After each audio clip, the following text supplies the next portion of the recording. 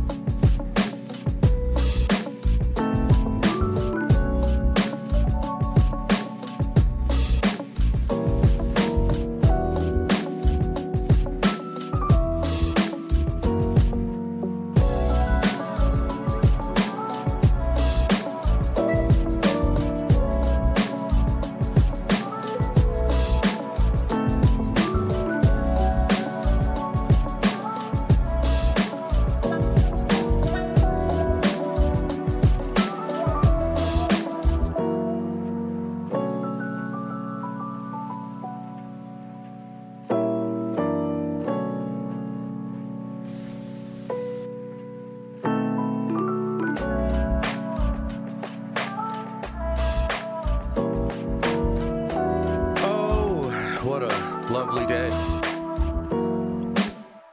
What a lovely morning, and we're at it early today. Because I get up early to hate on James Gunn and his stupid-ass DCU. I also have a meeting. It's not just that.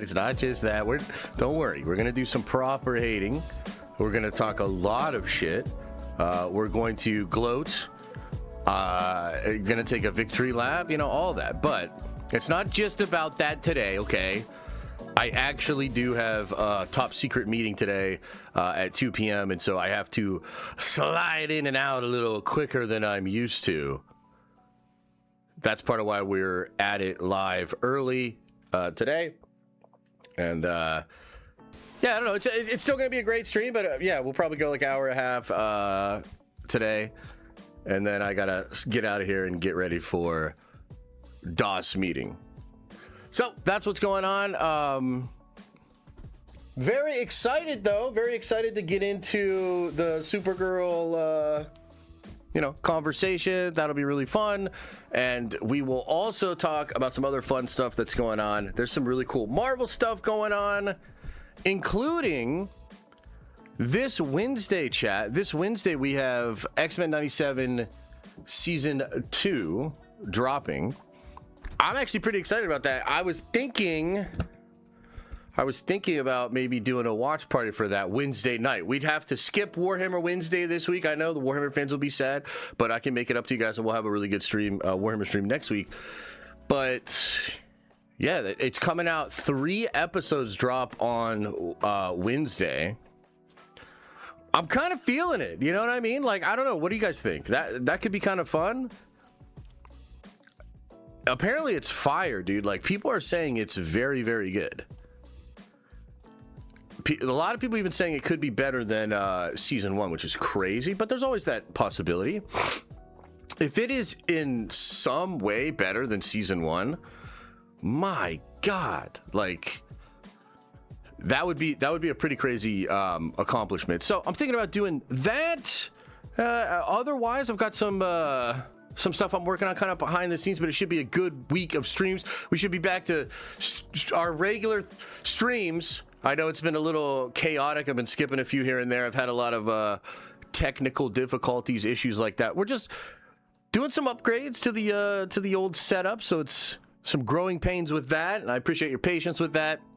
But I'm feeling like we're on the other end of a lot of it. I actually got a lot of the bullshit figured out with the streaming and why it was glitching and shit. Hopefully we have no lag. No lag? Yeah? No lag so far? So hopefully no lag today. We can just get back to making cool content and having a lot of fun. We're getting into the summer, and with Spider-Man and with Hall H and San Diego Comic-Con, it's going to be a really exciting time for all of that. So I'm pumped, man. I think it's going to be a good week here at the Den of Nerds, and I'm excited to be with you guys today. We got a lot to talk about. We're going to talk about Supergirl. I want to talk about the Ghost Rider image. Is it real? Is it not real? There's some other leaks, images with regards to Doctor Doom that actually might be real and look pretty freaking cool, so we'll get into that. And then I actually want to do a segment about the X-Men universe in Doomsday, because there's some interesting leaks coming out about that. And I wanted to, as I was recording a video yesterday, I kind of realized, like, damn, this one particular element here is so important that we should, like, dedicate a little bit more time to explaining that, because it's really, really cool. So, yeah, a lot of good stuff going on. What up with you guys? How you guys doing? How was your weekend? Did you do anything fun? Did you touch some grass? How was it? Zach says 28 months of nerd venging is still going strong. I got to watch after work, but much love, everyone. Best community ever. Appreciate you, Josh. Restore the Snyderverse. Yeah, amen. Amen to all of that, man. Amen to all of that, especially restoring the Snyderverse after this colossal flop. That is Supergirl. Appreciate you, man. Thank you. YouTube Darth Saber says, so I saw Supergirl last night, and man, I'm surprised how good it was, to be honest. It was a lot better than Superman. No, guys, I'm not joking. It really is a good movie. Oh, man, that's crazy. So that's a really wild take. I've only seen a couple other people with that take. Like, I saw Chad from the Geeky Cast. He's, like, saying it's good, and he's saying that everybody that's hating on it is just a hater or whatever, and all I can say to you, YouTube Darth Saber, is don't talk about your fake-ass girlfriend, you know what I mean? Zack Attack says, was able to meet the GOAT, Mark Hamill, this past weekend. Was able to give me some type of hope for the future. What? Well, you got to give us a little bit more than that. You got to share a little bit more with the class, brother, because that's not good enough. You met Mark Hamill. He gave you hope for the future of Star Wars? Tell me more. Tell me more. That's cool, though. Appreciate the love. Darth Snape says, the 10 spot, it's lovely and an honor to be able to reach out to you and tell you that I love your streams. They are pretty solid. What? You had me in the first half there. What's this solid business? But no, I appreciate it, man. Thank you. Yeah, look, I think we're about to have a lot of fun in the back half of this year. I will admit that I've been a little grumpy lately, but that's just because, like, I fucking hate, like, change is good, change is necessary, but man, it's like I just want to, like, get in here and entertain and, like, get in a flow and do my thing, and having to worry about all this crap, and then, you know, having the streams not go that well, and there's just a lot. I'm spinning a lot of plates right now, and it's a little bit frustrating, but we're almost on the other side of it. And we could get back to just, like, doing what we do best, and that's goofing the fuck off, man, and having a good-ass time up here on stream. You know? Like, let's have a couple goofs. Let's have a couple laughs. Let's fucking try to have some fun. Let's nerd out. Let's remember why we got into this. Because it made us feel things. So, yeah, I'm looking forward to all of that. But thank you. Thank you for the love. Connor says, Campia claims he thinks he knows who DCU Batman is per multiple of his sources, but he might just be a silly goose. Warhammer is the best. I can't wait to see it in theaters. Thank you, Connor. Appreciate you coming around on Warhammer. Hey, by the way, I saw that the UFC champion, Sean Strickland, was tweeting about Warhammer. And I was like, did he get hacked or something? But also I was like, wow, that's really fucking cool. That's crazy. He said, not only did he say he likes Warhammer, but he listens to lore videos at night sometimes. That's fucking awesome. Dude, the chances are pretty high that he's seen my one Warhammer Explained video that has over 2 million views. I really should probably make some more Warhammer videos, you know what I mean? But also, that's fucking awesome, you know? I thought that was really cool. Yeah, I thought that was cool. Okay, as far as your question about Campia, though, so there's some chatter out there. Let me pull this guy up. Campia, of course, yapping about who he thinks the DCU Batman is. Does seem a little sus, the timing, you know what I mean? Like, the timing of, oh, historical bomb, technically lower than Morbius, like, holy shit. what the fuck are we doing here? You know, and then all of a sudden, like, oh, there might be a DCU Batman now. It's like, okay, yeah, we see what's going on. But apparently, let me pull this over here. Hubbity shubbity, bubbity rubbity, floppity dubbity, all up in your jubbity. Apparently, this the guy here. That's what some people are saying. I don't know, you know, because I had some other people be like, "Yo, Campia doesn't know shit." I was like, I don't know about that. I think Campia does know shit. He knows some shit. I just don't know what exactly he knows. But yeah, apparently this guy, I think he looks terrible, but also looks perfect for James Gunn's universe because he feels like a cheap knockoff version of someone that could actually be really good at being Batman. This is terrible. Fuck you, James Gunn. But that's the rumor. I don't know. What do you guys think? You think this is real? You think it's real? You think it's not real? What do you think? Do you like this guy, Chad, as Batman, if he is the DCU Batman? Do we give a shit about a DCU Batman? Do we? Do you guys? I don't know, man. I mean, look, I'm gonna be a dick face about all of this, but I'm actually like genuinely not sure that a DCU Batman is gonna matter at all. You know, like I'm genuinely just not sure. You have potentially 2 more movies with Robert Pattinson's Batman. There seems to be a lot more sauce there. I don't even like that movie the way y'all do. Like y'all went head over heels for the first Batman movie. It's like he's wearing hockey pads and he's in a hot rod. It's like, okay, you know, way better than the James Gunn verse. But it's not even that cool. DC. Fucking DC, man. They got some problems, brother. You know what I mean? They got some problems over there. We'll get into it more. But apparently this is your Batman rumor. What do you guys think? Let's see here. VTJ Production says, I know Spider Noir was made for black and white, but I watched it in color, and the colors they chose for every inch of every frame was perfect. Yo, you know what's crazy about that? And Josh, I see your chat. I'll get into it just a second, buddy. You're all good, man. So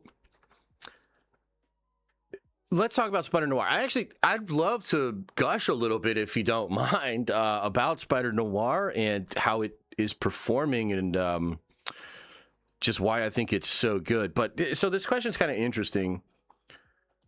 It takes us into a discussion. You know what? Before we get into all the shitting on Supergirl, let's take this opportunity that VTJ has given us here, and let's diverge into positive territory. Let's talk about Spider Noir. So, couple of interesting things going on with Spider Noir. Number one, I think just like actually appropriate to your question here, because the question was, I know Spider Noir was made for black and white, but the colors they chose for every inch of every frame was perfection. And I appreciate the super chat. And I agree with that, but there's actually like something interesting about that. The story goes, and I'm kind of getting pieces of this together as I go along, but the story goes that apparently they originally shot the whole thing in black and white. Okay. And apparently then when they showed it to the studio, and it was either Sony or Amazon, because I think it's a collaboration between those two. But when they showed it to the studio, somebody was like, this is not going to fly. We need a color version. Okay. Apparently, they went back and shot not just the black and white. They shot the whole thing over again. Like, they didn't take their black and white version and turn it into color. Because of what what VTJ was describing. They didn't want it to just be color. So they designed every frame with specific colors in mind, a color palette to evoke that sort of Technicolor, old-timey look, so that the vibe of it in color and black and white remained pretty similar. And that meant that they reshot the entire show. Okay? Apparently, this thing has a budget of $400 million for the first season, which is wild as fuck. Like, that seems pretty unreasonable. But when you consider that they shot the entire show twice, kind of makes a little bit more sense. And so the Spider Noir thing is so interesting because I remember reporting to you guys that there were big battles over budget behind the scenes, and there was some major stress between Lord and Miller and Sony. But now it's kind of making a little more sense. You know what I mean? Like if they really did shoot the whole thing in black and white and then have to reshoot the whole fucking thing again for a specific black and white thing, and they had to remake every set and all this sort of stuff, that's pretty wild. However, you can't argue with the results. I mean, I love the show. I think the show's incredible. I'm actually going to do a whole rewatch of the show. I've already seen it in color. I've seen it in black and white. But I need one more. You know what I mean? I need one more of my Nick Cage Spider-Man. And I'll probably watch it again before the, hopefully second season comes out when it's greenlit. But if you look at the Nielsen numbers, man, you look at the Nielsen numbers and the charting numbers for this thing, guys, it's incredible what they're doing. So it grabbed number 2 in Nielsen charts, okay? And it's 851 million minutes watched. Let me see if I can actually just pull up Nielsen for you to show you, because it's rather impressive. Oh, wait, hang on. 4 days ago. Bada boom, bada bing. This is going to be it, right? Yes. Yes. Where's the Origis?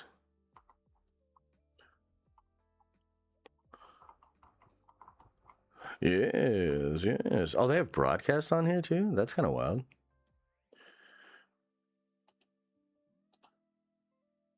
Okay, here we go. So, dude, wow, that's crazy. It made overall number 4 and its original number 2. That's really impressive. Okay, so check this out. Really good numbers here. 851, right behind like The Burrows, Bluey, and Grey's Anatomy. Like it's hanging in that area with stuff that like people are actually watching. It also outdoes Dutton Ranch, which is a new poppin' Western, landman, Tyler Sheridan, whatever thing, and that's apparently doing really well. Dude, check this out. It did better than The Boys, which The Boys, unless I'm mistaken, in this time period had its finale. Unless I'm oh, you guys can't see this. Hang on. So unless I'm crazy here, guys, this was like when The Boys was also having its finale. Another thing that you don't see in this data is The Boys has 5 seasons. 5 seasons of content that could be watched versus 8 episodes. So Spider Noir, man, is really crushing it, and it's crushing it in like an interesting way because, you look at this chart, right? Nobody really talks about Bluey in like the pop culture zeitgeist. Bluey doesn't, like, there's not a lot of Bluey YouTube channels. There's not a lot of live streams where people are breaking down Bluey stuff. There's not a lot of stuff like that for Grey's Anatomy. There's not a lot of stuff for that for like The Big Bang Theory. These are staples of consumer behavior that people are watching on streaming platforms. And so for Spider Noir to break into that is amazing. And it also outdoes The Boys, that has 5 seasons of content to pad its numbers. And you're talking about 8 episodes. So to me, maybe because of Nick Cage, maybe it's Amazon. Amazon Prime sits on a lot of people's browsers / when they go to their, media device, they pop on their smart TV. It has a massive platform, the Amazon Prime Video, so it could just be a little bit of that as well. But this thing has been trending in the top 10 for weeks and weeks. It's absolutely crushing it. And it seems to me that it's tapped into a little bit of that energy of, like, there's not a lot of people necessarily talking about it, but a shit ton of people are watching it. Like, your Grey's Anatomy folks are watching it. Your Big Bang Theory folks are watching it. Meaning people just see Nick Cage, Spider Noir, it's a superhero thing with Nick Cage, and they're like, fuck it, I'm down. A lot of people are at that level with it. I thought the marketing was really good, the way that they marketed Cage. So I guess the question then is, was it worth it? Is this a viable strategy moving forward? $400 million is like a tough titty. Like, that is a lot of money, with the caveat of them potentially shooting it twice.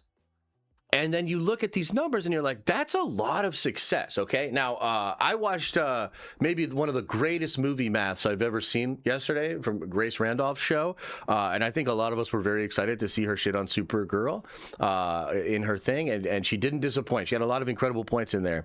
What a classy lady that Grace Randolph. I, by the way, am not a classy lady. I'm going to call James Gunn a spiky white-haired fuckboy. But she's a classy lady, man. She like destroyed him with class. I thought it was pretty commendable. But she also talked a little bit about Spider Noir. And she brought up this strategy that Amazon had used. And I guess I kind of forgot about this, but they did do this. They did this with The Boys Season 1, and they did this with Fallout Season 1. And what that is a binge release at first, okay? That binge release gets a lot of numbers, gets a lot of people into it. It does well for like the back end numbers, but it doesn't do super well for like earned media discussions, water cooler talk coverage that we might do here. But all of those other shows turned to a weekly release after that and were able to tap into both. They had good back end numbers and they were great conversational pieces. I actually think the conversational element from The Boys in particular really helped its success. So Spider Noir is off to a great start here. I do wonder how they're all feeling about it, especially with that bloated price tag in season 1. We did hear a report that a lot of the actors that signed did sign up for season 2. Nick Cage himself might be in somewhat of a contract negotiation. I'm not exactly sure how that goes. But I think we all expect a season 2. These numbers justify a season 2. That price tag's tough. But these numbers to me do justify a season 2. And I would love it if we got this announced at Comic-Con or something like that. And to me, I think when this season 2 rolls around, there'll be a lot more people excited about it. The sort of growth over time organically of the show and the word of mouth will create a lot more people willing to check it out and be ready for season 2. And I think we'll do another watch party and we'll have a lot of fun with it. So overall, man, in a sea of a lot of our pop culture really underperforming, and it just seems like they're like really out of touch with a lot of this, and that includes The Boys, by the way. I think the Boys numbers here are actually embarrassing for what it should have been. It's cool to see Sony, of all companies, with a Spider-Man character actually breaking ground. I mean, I've gushed about this show a lot, but it's not just that it's successful, it's that it seems really well thought out. It seems to have an artistic vision. It works in the micro of what a show needs to be, with characters you like, a sort of close-knit group, you know, that is the lifeblood of the show, great villains, interesting setting. But it's also doing great superhero stuff. It feels really inspired. We're getting new twists on old lemons. The idea of SS soldiers and creepy German bioengineering stuff, creating a bunch of superheroes in that world is interesting. It's a fascinating take. So I really, really like it. It was cool to take a moment here to gush about Spider Noir. What do you guys think? Like, do these numbers surprise you? Does it surprise you that more people aren't like talking about it? Did you check the show out? Have you recommended the show to other people? I'm pretty curious. What do you guys think? What do you guys think about this? What do you think?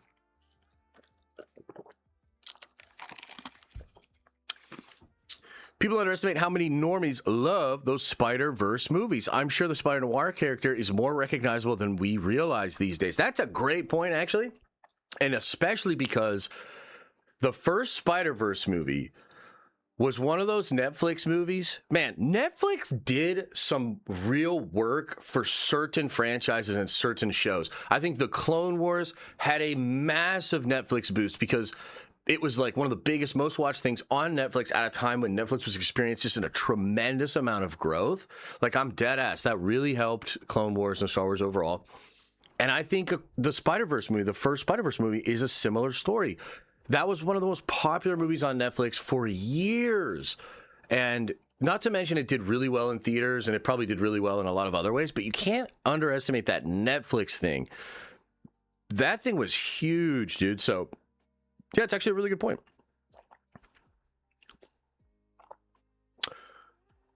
Spider-Verse and Matt Reeves competing for slowest sequel. They are kind of competing for slow sequels, but I also think both of the movies will probably be worth the wait, in my opinion. Is Widow's Bay on the list? Just finished it yesterday. It was pretty good. I have no idea what that is, bro. Where do they go from noir? Like, what should their next Spider-Man project be? Well, I think a really good second season of Spider Noir is the key to it all. And yeah, pick another version, another character. I gotta tell you guys, I think a really good pick for them, and it's just gonna sound so ironic because I talked so much shit on female superheroes last week, but I was just being a dick face, you know what I mean? I did have a point though. But I actually believe that a Ghost Spider with Emma Stone, if they did it right, because here's the big fucking difference. This is actually what comes down to my problem with a lot of the female-led things. It's not the character, it's all the writers and the sensibilities and all the pussy people that are handling the character. Because the truth is, Ghost Spider, when she's originally introduced in the Edge of Spider-Verse little miniseries, her character's awesome and brutal. She has to kill Pete, dude. She fucking kills Peter. You kind of see it a little bit in the movie, but it's like way darker in the comic. And then while she's a hero, she's actually killing people as a hero for a little bit too.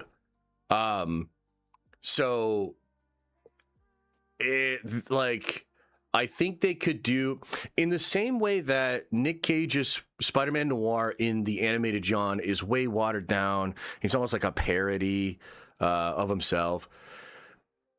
The hardcore version of that just plays so well while also tying in that recognizability factor. You could do something like that with Ghost Spider and Emma Stone. I would highly recommend doing that. That would be maybe one that I would do.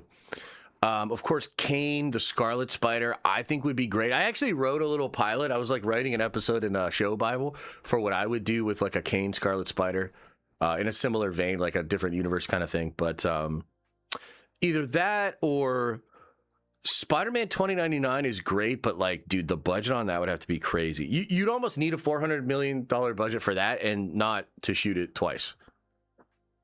You know what I mean? Oh, a new Q&A from the Cosmic Circus. That's good. I'm down. Always appreciate that. Always appreciate getting more info from Alex. So we'll take a look at that in a second. But yeah, that's Emma is too old. But no, like that's the thing is like you could do the Nick Cage thing, brother. She could be old man, old lady version. Yeah, no. Maybe we should have dudes play the female leads. At least they can be badass. I'm joking. Calm down, chat. What the fuck? What the fuck, man? What are you on about here, Darth Saber? What are you even saying? DJ JPad says, damn, 3+ years of nerd vengeance. Saw the Insta story. Bro, those Guatemalan steroids are doing work. Much love as always. Yeah, no, I mean, I don't know what to tell you. They work, getting big as fuck. I actually want to get, and I think this probably happens to a lot of us chuds when we start, really putting on size and dedicating ourselves in the gym. It's just like, I want more. You know what I mean? Like, I'd love to not be able to turn my neck. Like that kind of yoked. Like you know what I mean? Like I'd love to get an unhealthy amount of muscle on, but the results may vary. Don't sue me. # not financial advice.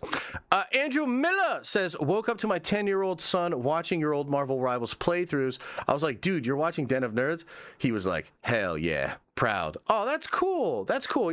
That's kind of nice, man. I'm obviously like a grumpy dick face that probably swears too much and is way too crass. But it wouldn't be the worst thing in the world if our content was a little bit more accessible for the young people, huh? Maybe I need to get my act together. Maybe I need to grow up. We'll talk about that in a couple years, okay? Yeah, like Carrot Top. Exactly. No, I mean, it happens. I mean, it happened at Chappelle. It happens to a lot of people. It's like you get in there.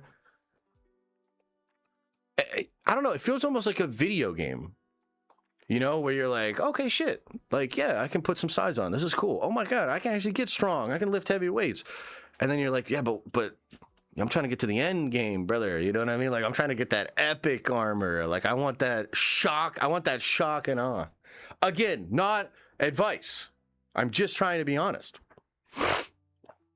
Carrot Top looks weird as fuck, though. I mean, yeah, a little bit. But doesn't that kind of work for his act? I think his wildness kind of works for his act, but it's like an addiction, really. Yeah, no, it probably is, you know, and you know, in all seriousness, you want to keep everything in balance, but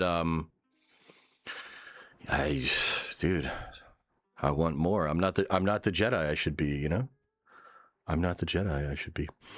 Josh, did you see the Ghost Rider team in Tokon Battle? Blade is revealed and it's awesome. Can we look at it on stream? I did see it. It looks really cool. Tokon's design looks incredible. I'm not really that great at fighting games. I kind of want to get Tokon anyways because it just looks so damn fun. And like, dude, Doctor Doom. Like anytime Doctor Doom's in a fighting game, like, come on, man. You know, I'm excited. But I don't know if I'm going to get Tokon, basically, is what I'm saying. Because I feel like I'll just get my ass kicked. I feel like I will just get shit on, as the kids say. Darian, welcome to the Nerd Vengers. Appreciate you now. Blade looks top tier. Yeah, no, I mean, they look really cool. They look really cool. They look really fun. It sucks because I have a competitive nature where, like, if I suck at it, I hate it. And I then will dedicate way too much time to try to not suck at it. So, yeah.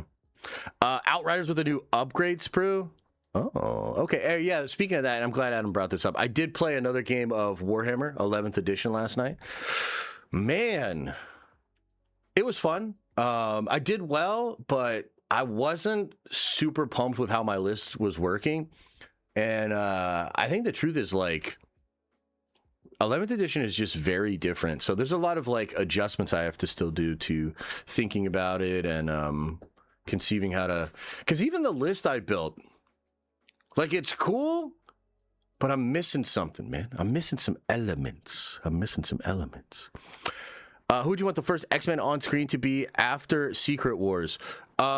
Medium close-up. Sydney Sweeney, Emma Frost. Yeah, that'd be good. Good thing you dropped $500 on Hell Blasters. Thank God I didn't drop that much money. I only dropped like 120 on them or whatever. But yeah, they are not doing so good for me. I might throw them in the trash.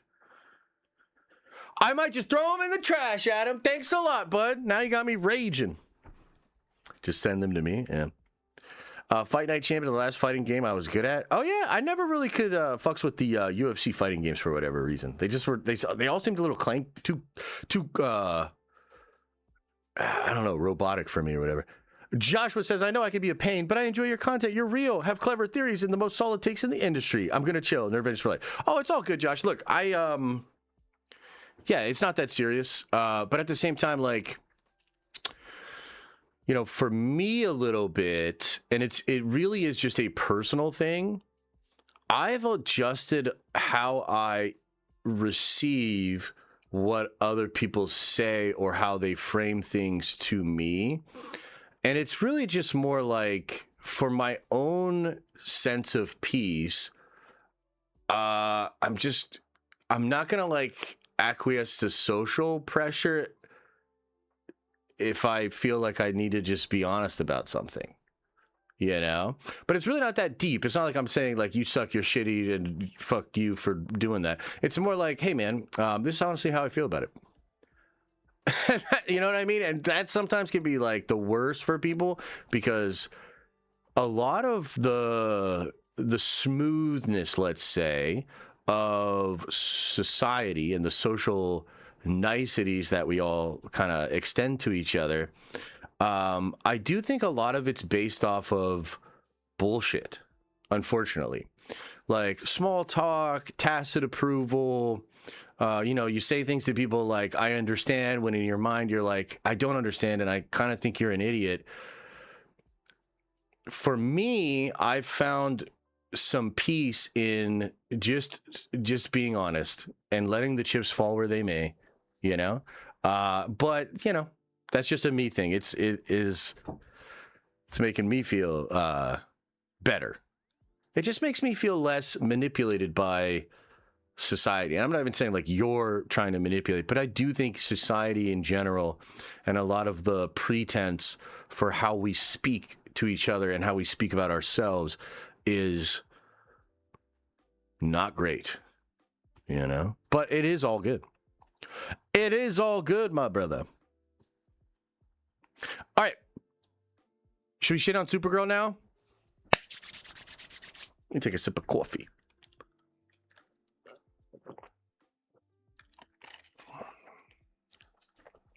Like the other day, we were out at dinner with another couple, one of our couple friends. And I said something, okay? And then the person across from me said something to the effect of like, oh, yeah, you believe that, but like, you know, that's not what it is. And like, basically try to say like people that believe that are getting it wrong or whatever. And I literally stopped this person. I said, hey, I just want you to be clear that like, I strongly disagree with what you just said. I'm not going to make it a big deal, but I'm not going to extend this whole like, oh yeah, no. And the idea that I wouldn't come to this conclusion with a lot of thought and I'm just sort of haphazardly throwing out an idea about something is offensive. I have a well put together worldview. And this person was like, what? Because that's like, it's not a really nice thing to say, you know, in conversation. But I don't give a fuck. Really, it's more about what feels right for me. And so I'm trying to maybe get to being a little sweeter about it, or a little bit like more nice in regards to like to really, there's not an animus here. I'm not like mad at you. I'm more mad that we both grew up in a world where it's considered normal to completely downplay someone's opinions and beliefs or whatever, right? So I don't even know if that makes sense, but yeah, that's the type of shit I'm on right now. And it's like, it causes a little bit of friction, but it feels better on the inside. You know what I mean? It feels better on the inside. It's because they don't expect to be pulled up. Yeah, it's a little bit, but to be fair, like, why would they? It's an offhanded comment to them. It's not actually an offhanded comment. It's to me, it's actually very meaningful, and that's why I like draw the line. But we're led to believe, we're literally raised to believe like, oh, that's not that big of a deal. How you are perceived, how you speak about yourself, how you allow other people to speak to you, you do have some level of control over. And I'm just kind of waking up to that reality. Does that make sense? It's not like it's on site. No, I don't want it to seem like I'm combative, because that's not what it is. If anything, I'm combative to the social norms and to sort of like the programming and paradigms that people are operating with. It's nothing personal. It's truly nothing personal to these people. But all right. Anyway, I don't even know why'd you get me yapping on that? I want to just be a troll and shit on Supergirl. Can we do that? Can we take it down a couple notches? Let's get lowbrow. Let's get into the mud. You know what I mean? Let's let our reptilian brain run wild. Because holy shit, James Goon, you fucked it all up, bud. So let's talk about Supergirl's absolutely historic box office bomb. This shit is crazy. 1 million lower than Morbius.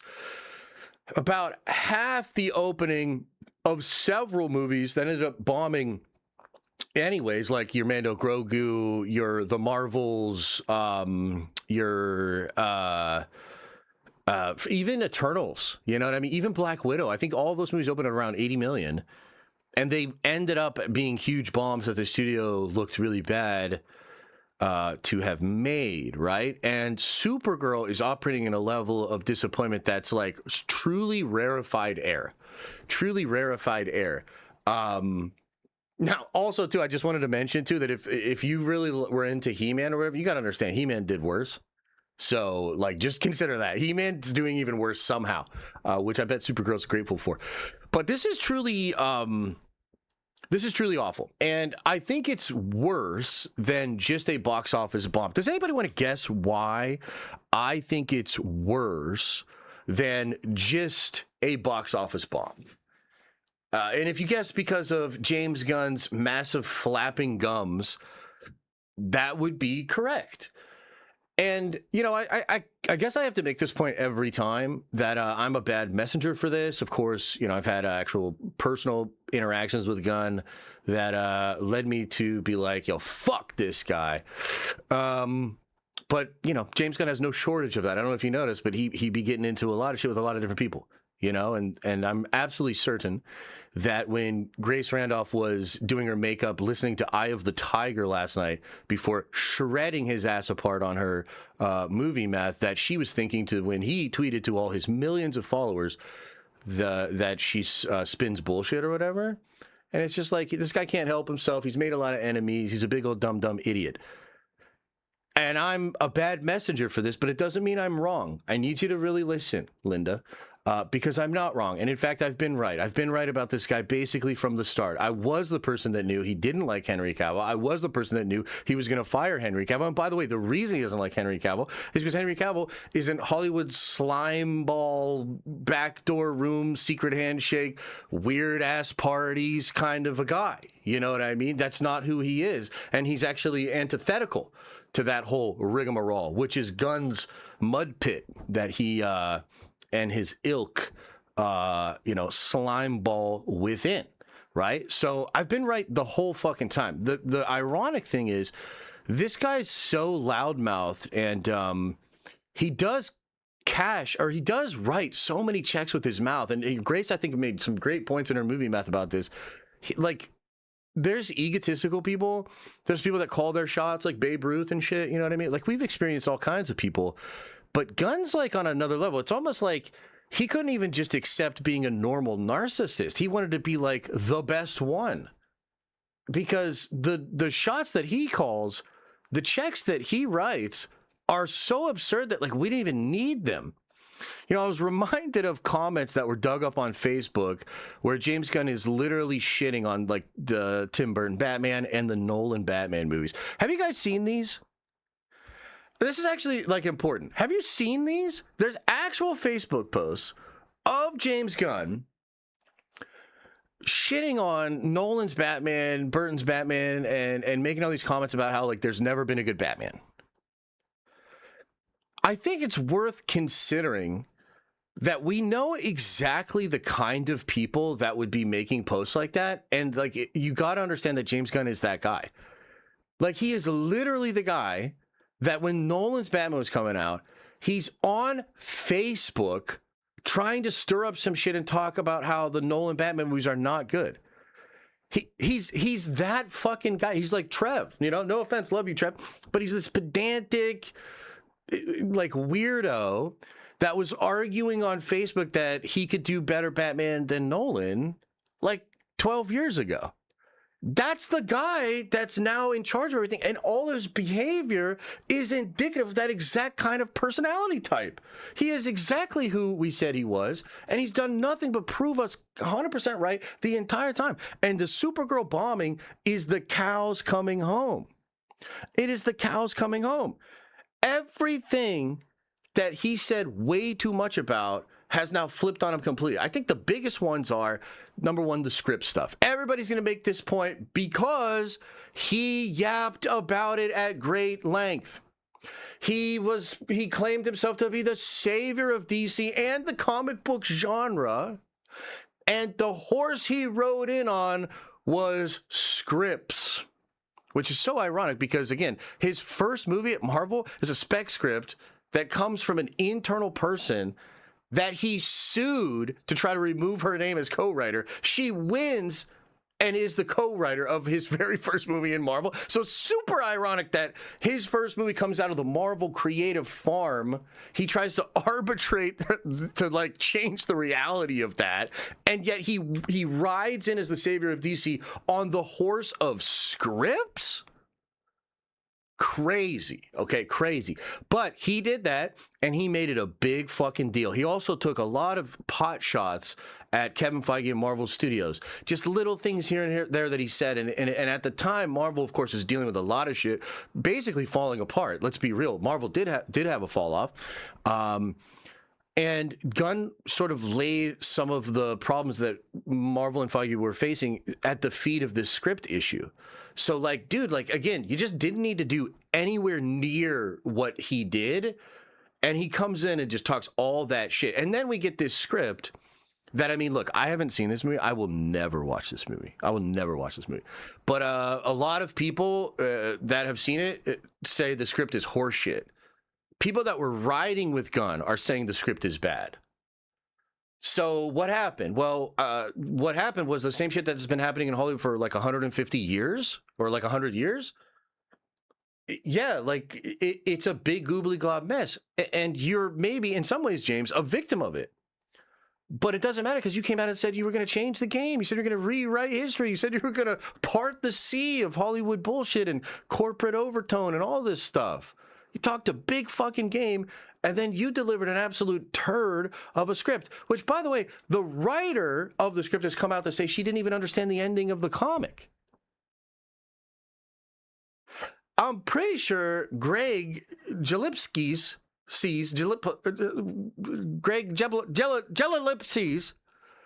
I'm pretty sure he said he never read Tom King's story on purpose.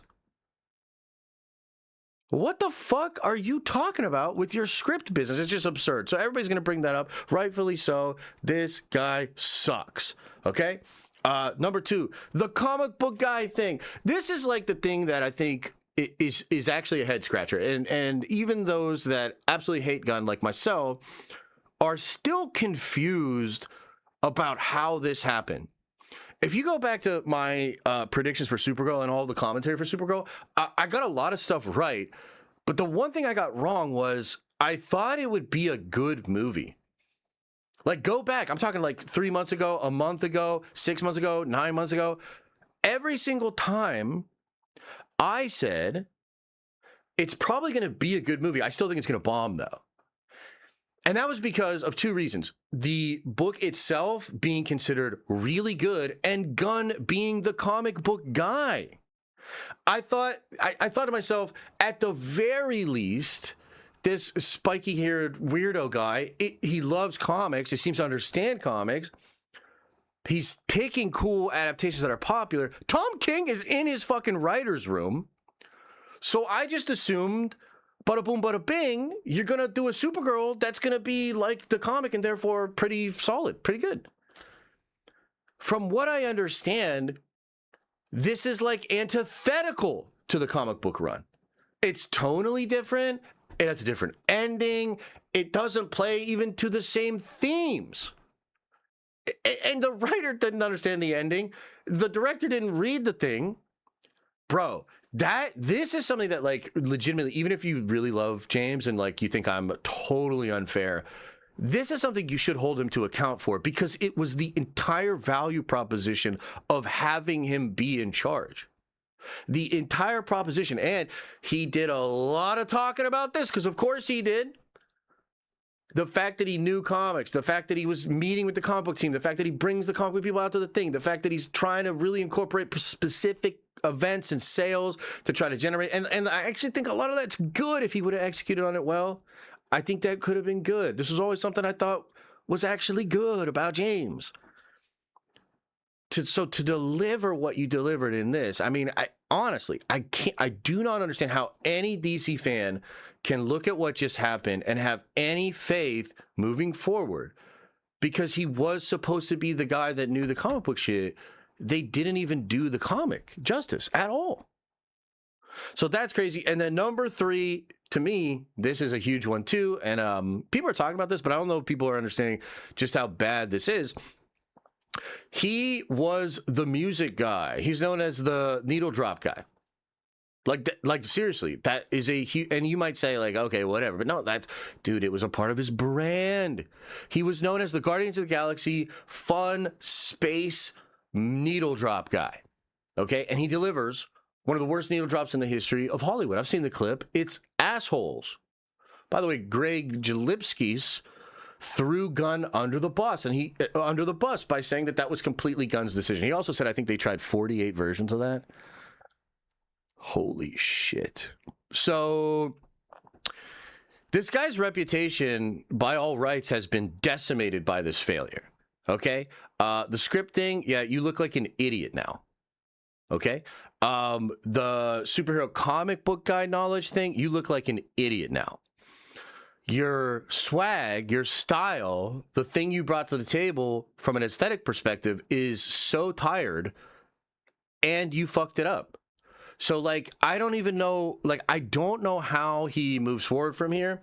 It is truly terrible. And the other thing that he fucked up with was he was really rude and stupid when talking to the media, and that includes social media influencers.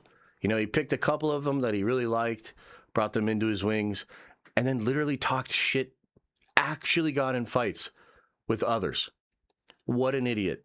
Because now, when you have the greatest failure of your career at the most important time when the new boss is coming in, the media is going to make it way worse. They destroyed your movie, James. This movie had a chance to open maybe 50, 60, 70.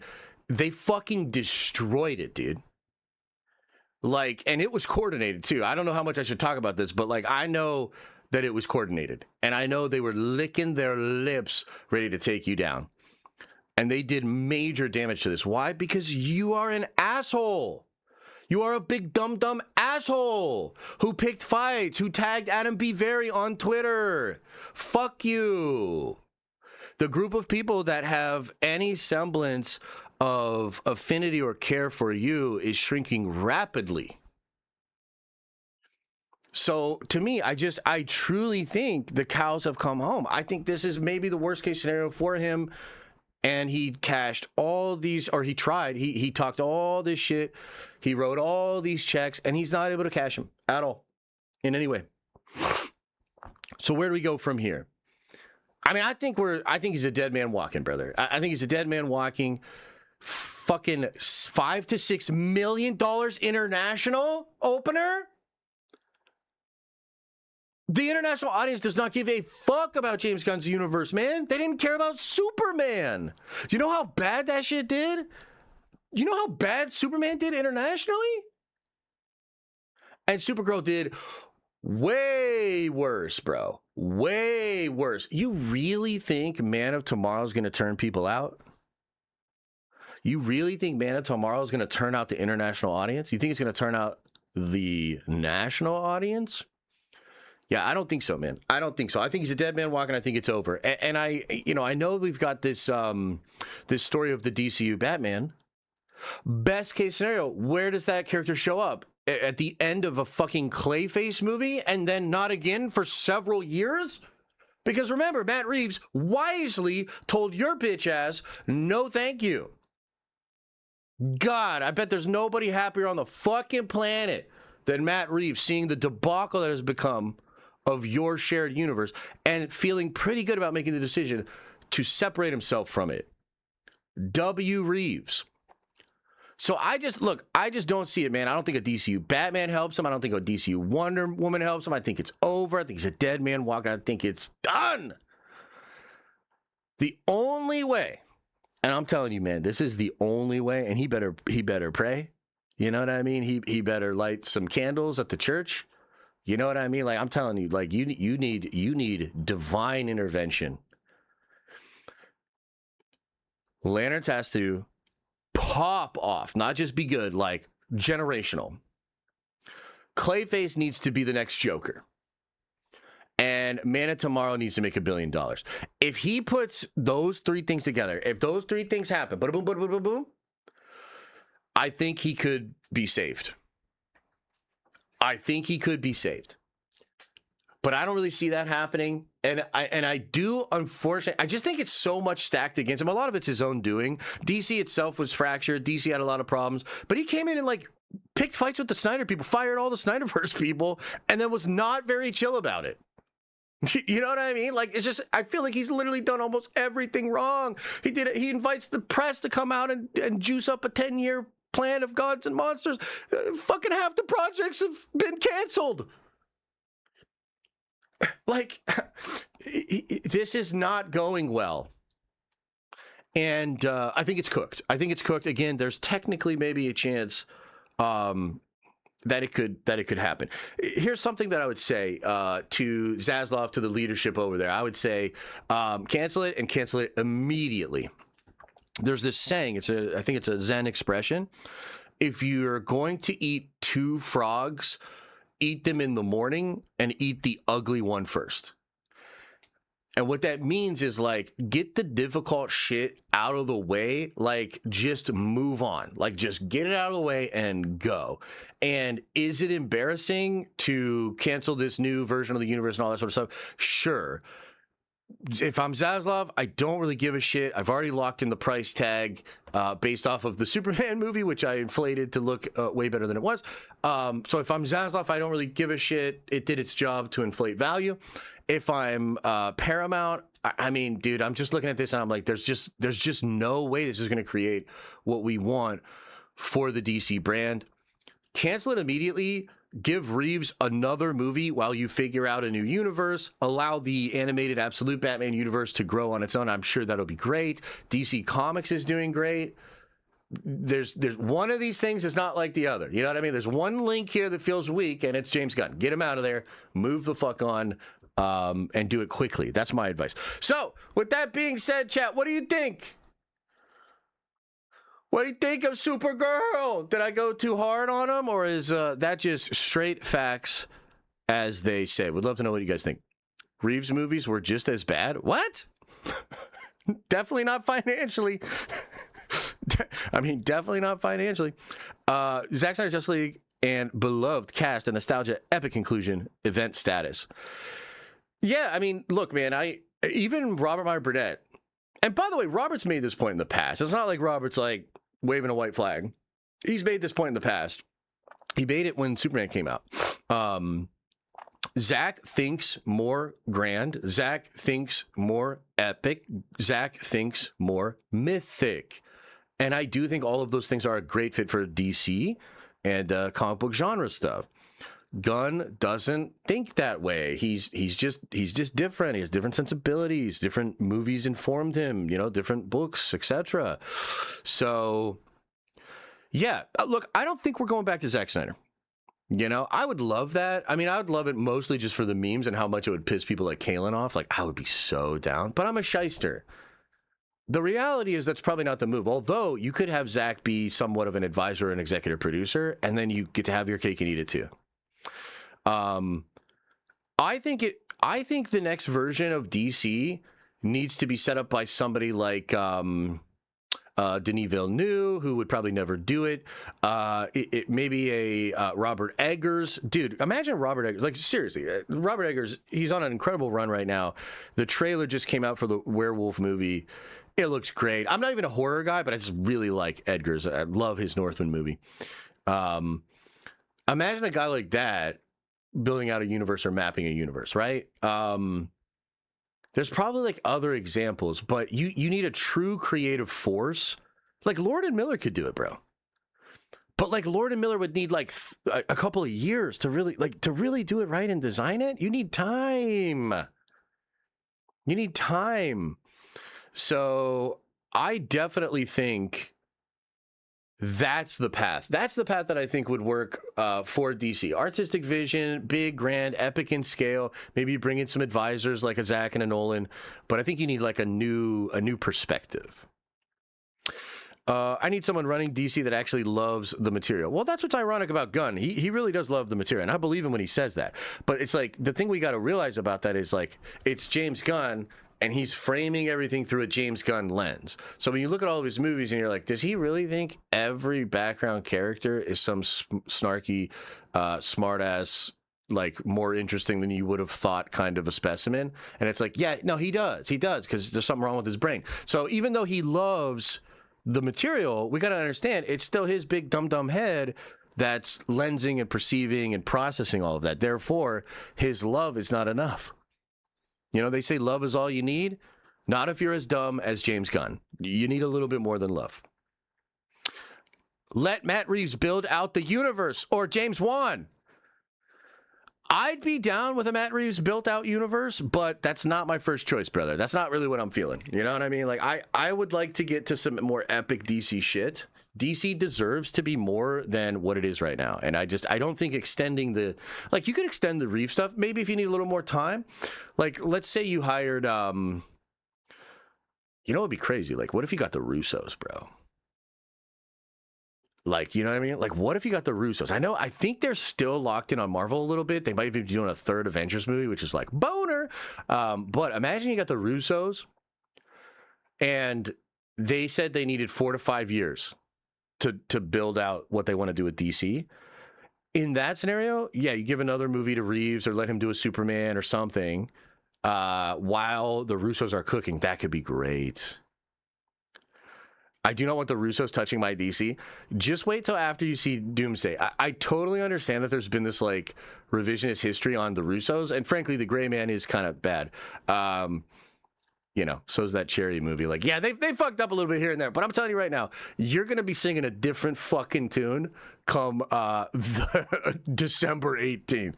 Just trust me on that. You're gonna be singing a different tune. Yeah. In that scenario, I say see you in 2031. I think that's probably an appropriate time to do it. Yeah.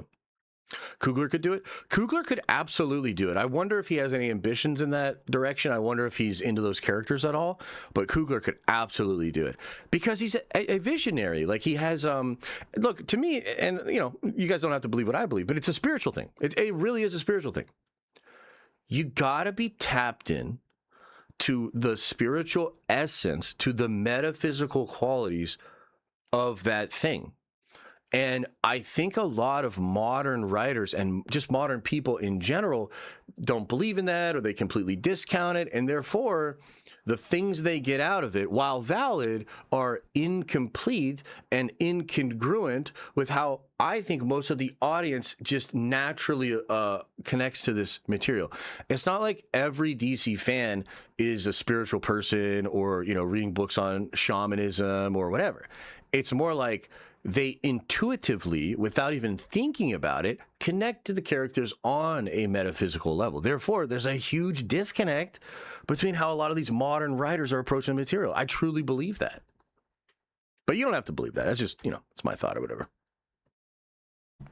All right, is that enough? About 24 minutes. About 24 minutes. I feel like that's probably enough. That's the take, man. It's really bad. He's not the guy. He's pretty terrible. I've been right about it. Others are starting to realize it. Others are starting to get loud about it. But the good news for Gunn is because he was his own boss, he hired himself and gave himself and his wife and his friends millions and millions of dollars from a publicly traded company. So he's going to be fine. You know what I mean? Like, we don't have to worry about him. Just take your money and leave us alone.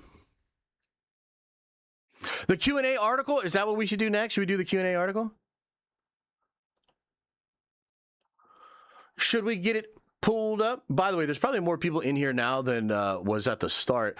Guys, I'm thinking about doing a watch party for X-Men 97 Season 2. First 3 episodes drop Wednesday. I'm thinking Wednesday night, 7:30. We'll have to push Warhammer Wednesday, but I'm kind of thinking that would be really fun. What do you think? Would you guys be into that?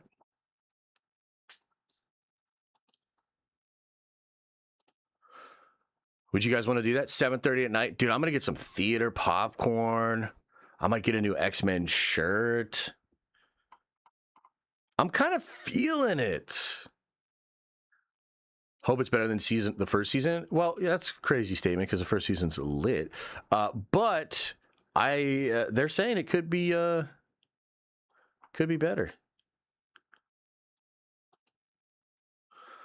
They're saying it could be better than even season 1, which is crazy. That's a pretty crazy statement. That's high praise.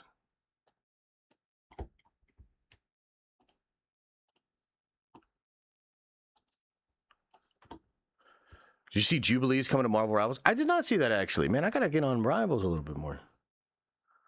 Seems like they got some good shit going on there. Okay, guys.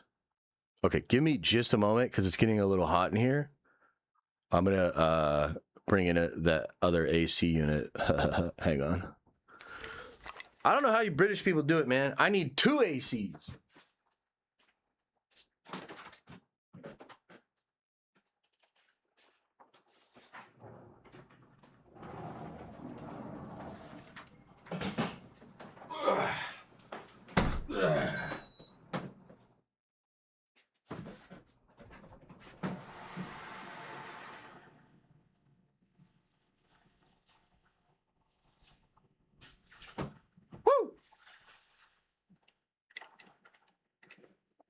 Woo, woo, woo, woo.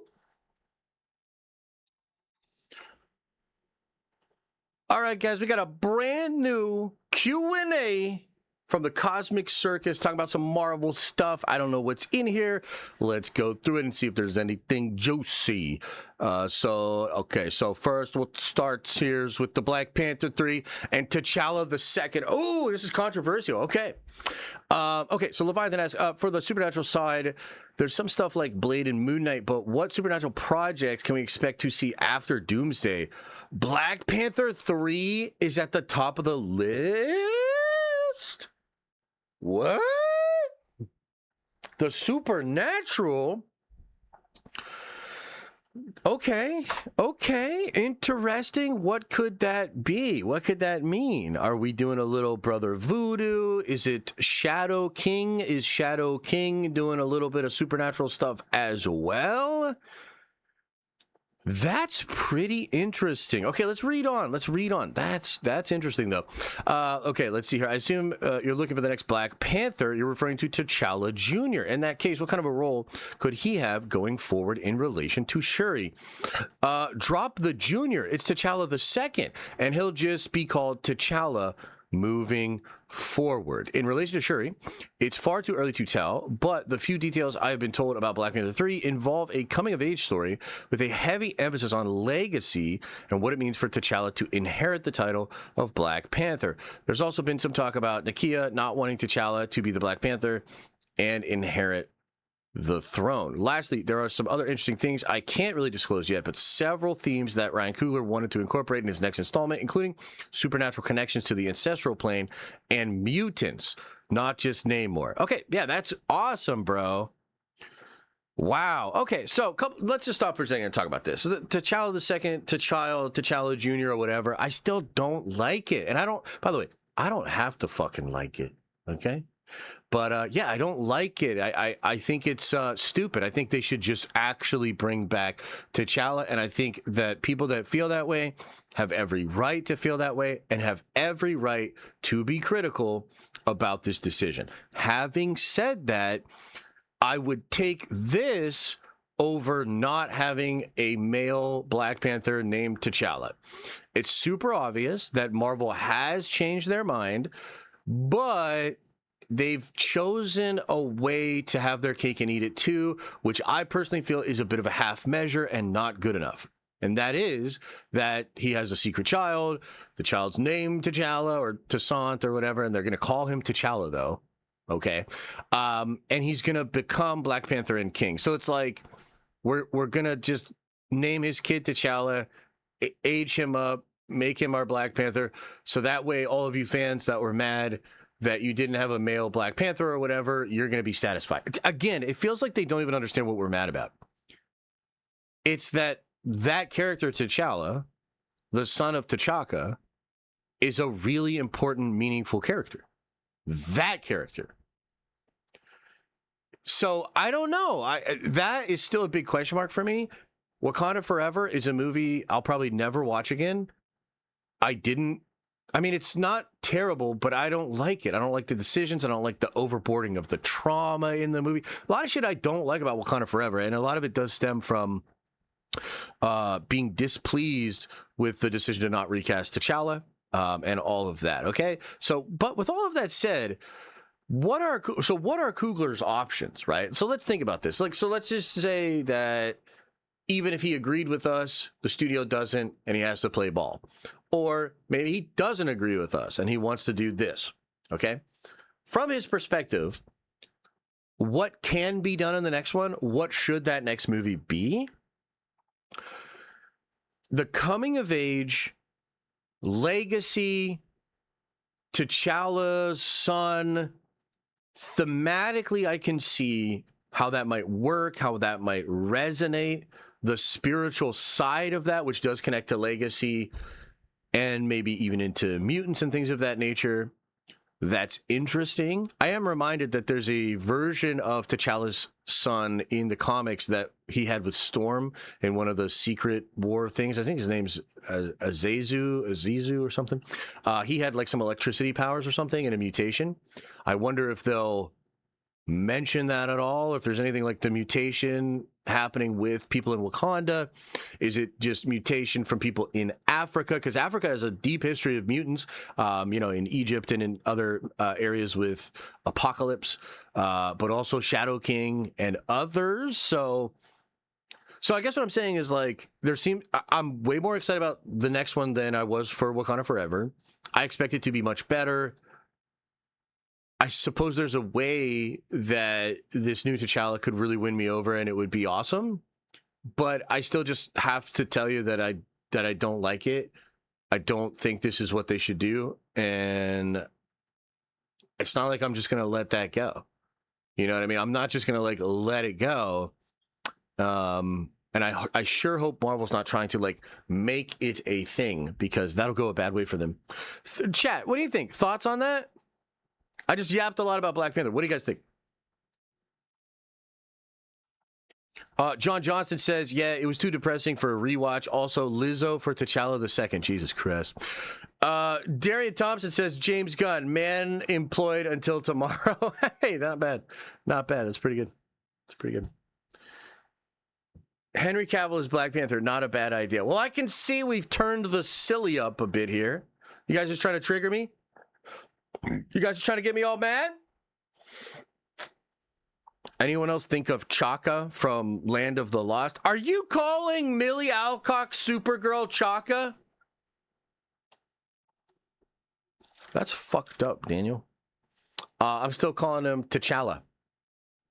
Oh, okay. Interesting. Any other thoughts, chat? You goofy ass motherfuckers. Josh, Rap just put up an article. The source: don't think James Gunn survives the Paramount merger. Yo, the Rap said it? The Rap said it? Damn, because I'm pretty sure Humberto Gonzalez gives handies to Gunn. That's how tight they are.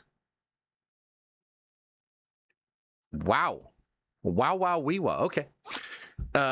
What's this story I just got here? Oh, we're talking, I mean, you missed a big bit here, but we're in the Cosmic Circus Q&A, talking a little Black Panther 3. It is going to be the son of T'Challa. There's an interesting legacy emphasis, the title of the Black Panther. Maybe his mom doesn't want him to do all that. Maybe some mutant stuff, a lot of supernatural stuff. Ooh, very interesting. Here's a thought. I hate my job. Well, that's unfortunate, man. I wish that you didn't. And I'm sorry that that's a negative force in your life, but maybe it's there to teach you something. It's okay when you think about why they're doing this. Yeah, look, everybody's going to have their opinion about it. And that's cool. I guess it will depend on how successful the movie is. It probably will depend a little bit on how he's introduced. If he is actually introduced in Secret Wars, what's that like? And you know what I said was there's some cool ingredients here. I could see how Coogler could cook something up really good.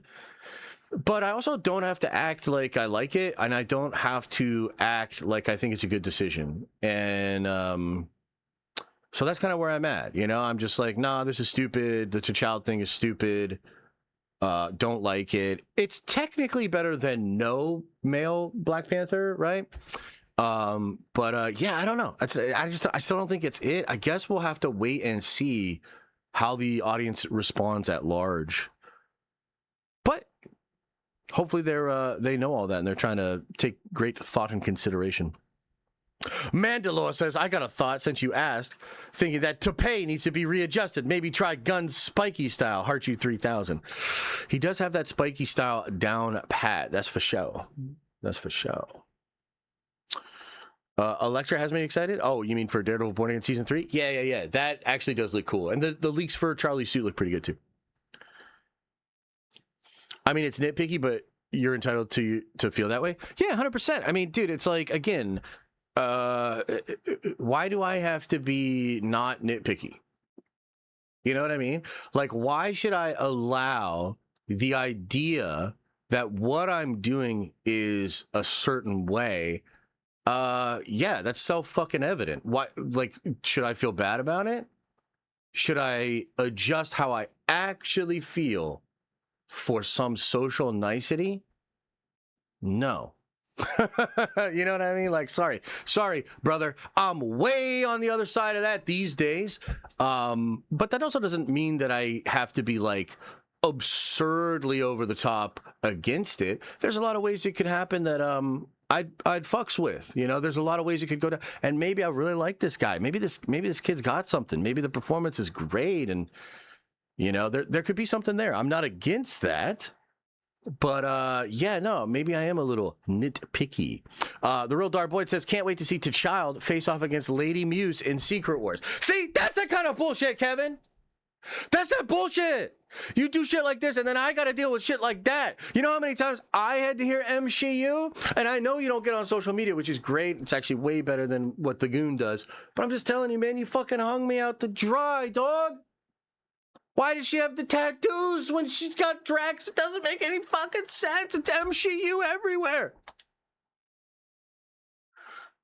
So anyway, okay, let's keep going. Captain Marvel and Monica Rambeau.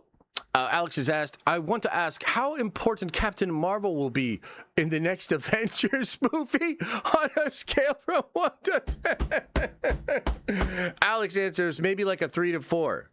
Second one, too early to tell. Oh, okay. So he's talking about it in Doomsday. And then in Secret Wars, it's too early to tell. 3 to 4 is about twice as much as I'd be looking for, but on the right side of the equation. So not bad there. Let's see here. Any fight action sequences that we can anticipate with Captain Marvel? What are these Captain Marvel questions?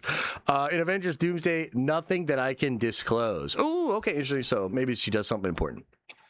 Monica Rambeau, what is her role in the next 2 Avengers films? Have you heard Carol's role, Doomsday, being reduced? Blah, blah, blah. Just the same as I mentioned before. No changes yet.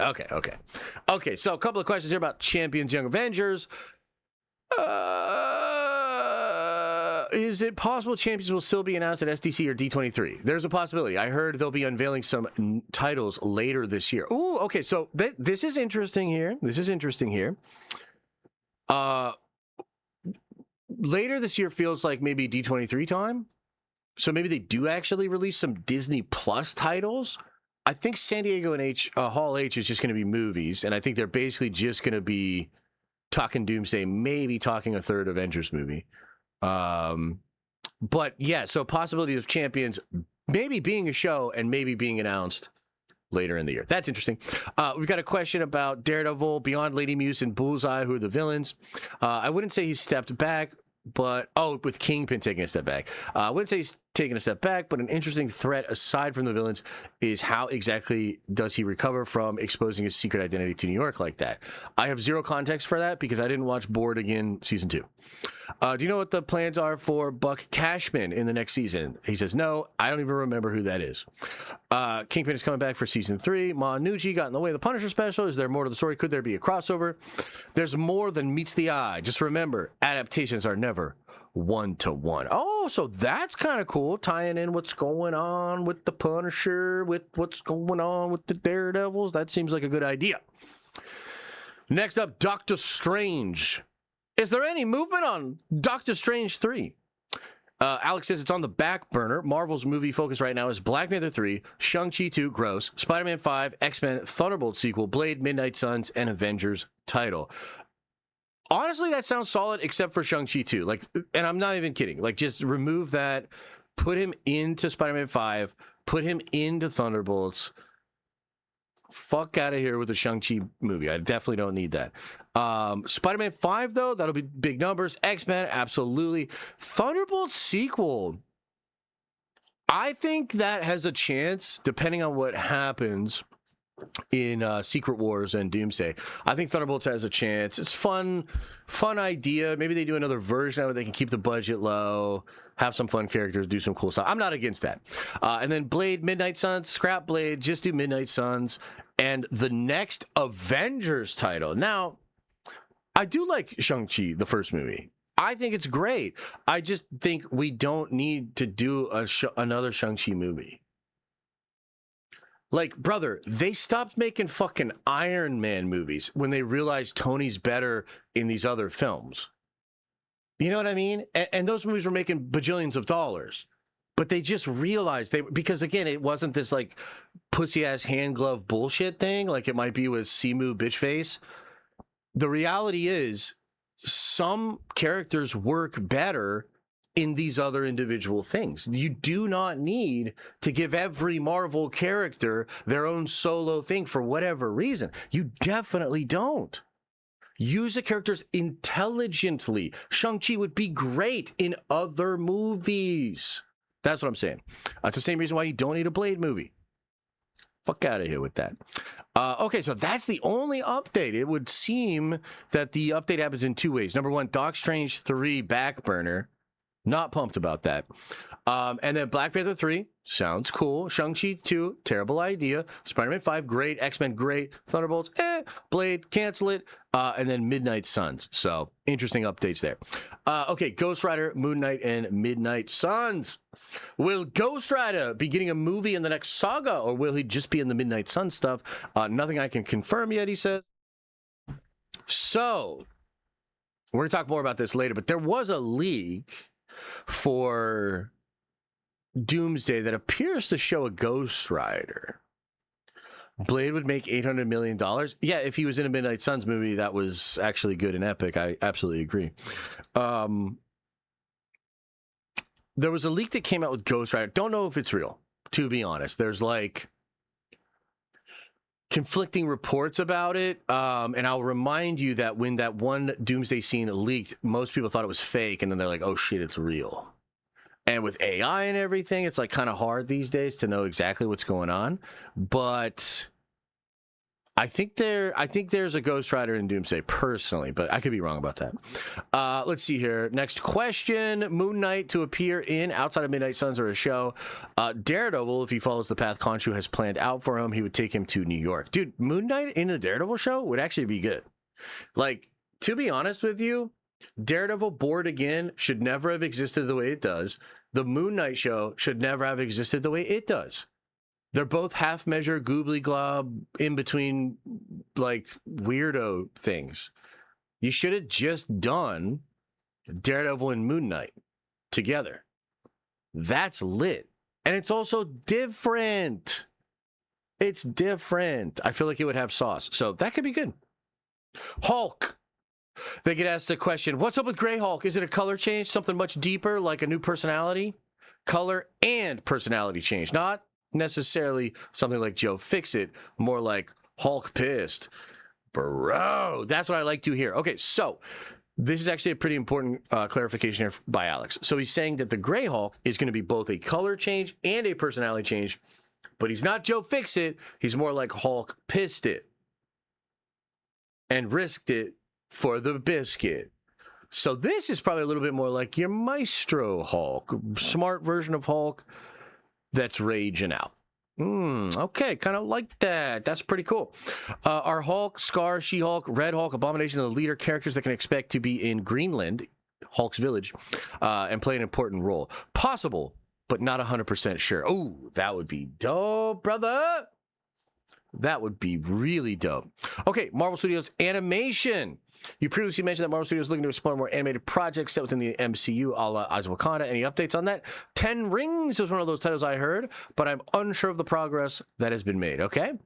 Asked about the Iron Fist series following a female Iron Fist. Gross. Any blah, blah, blah. Nothing I can confirm. Okay, good. Hopefully they got the message. Fuck that. Okay, Brad Winderbaum alluded to a cool team of characters when discussing the Nova Project. What do you think could be on their roster?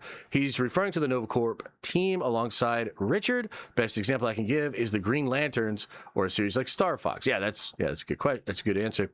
Okay, blah, blah, blah. Update on the Nova Project. Marvel's still bringing them in. Cosmic side, look above. Okay, so that's all there. Pretty light on Nova. I'd like to see it, but I don't know. Marvel Animation, sure. Hulk stuff seems interesting. Ghost Rider stuff seems interesting. The Doc Strange 3 updates are interesting. It shows you kind of where their head is at. Yeah, there's some cool stuff in here. Cool stuff in here. What do you guys think, chat? What do you think of this? I think Marvel's got some heat. I'm not like in love with all of the decisions, but maybe a lot of this can work. Maybe a lot of this can work. What do you guys think?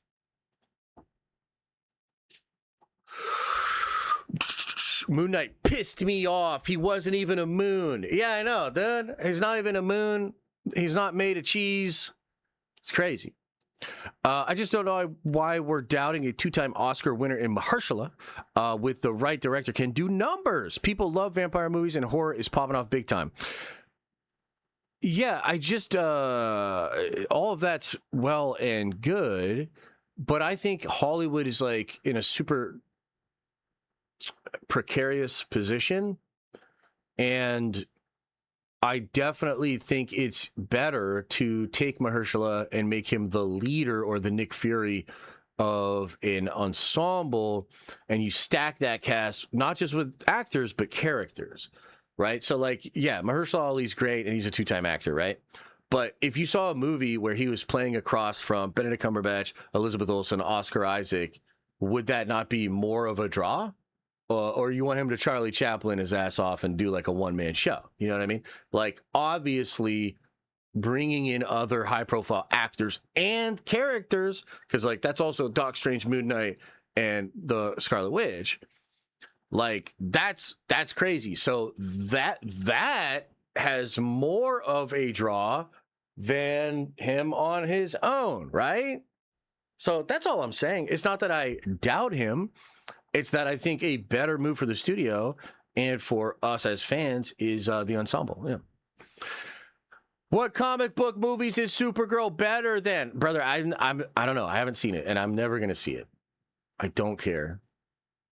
Thank you for the $2.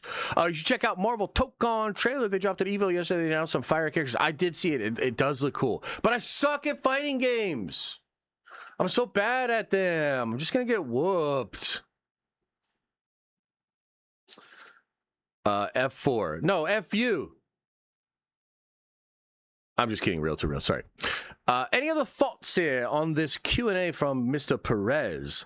I also want both. Yeah, that's cool. I'm not here to be like, your want and desire is worthless, useless, and I hate it. Don't ever bring it up again. You know what I mean? Like, that's not what I'm saying. I'm just saying I disagree. And I also don't want both. A single Blade movie to start it off is better. If they can make it work, if they can make it epic, I mean, I'd be down. You know, I'd be down. Elijah, thanks for the 20 spot, brother, says many Jean Greys follow Doom as fanatics going around destroying worlds. Sadie is a new Jean tasked to Spider-Man's world, but fails, so Doom leaves her behind. Sadie, now betrayed, becomes the new leader of the rebellion against Doom. That's a cool idea. I like where your head's at. I like that you're cooking. I have something else I think is going on. I think Alex Perez teased something about Jean's sister. And, man, there's some crazy stuff going on there. But I'd love for it to be like that, brother. But when I was digging to find the Jean Grey thing, which also, too, as a side story, I told my buddy, my best friend, I was playing Warhammer with him last night. And we're going to go see Spider-Man together in the early showing. And I was like, so did you hear about this Jean Grey Sadie Sink thing? And he's like, yeah, I mean, I heard about it. Like, it's all over, but I don't really know much about it.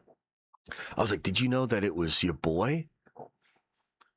Did you? I was like, tell Cersei. I want her to know it was me. You know, he had no idea. He had no idea that it was me. But anyway, yes. Blade, Moon Knight. Yeah, it's a great title, actually. Can you address Doom's original universe from the last Q&A? Yeah, but we're going to have to do a whole other clip for that, brother. We're going to have to do a whole other clip for that. In fact, let's do it.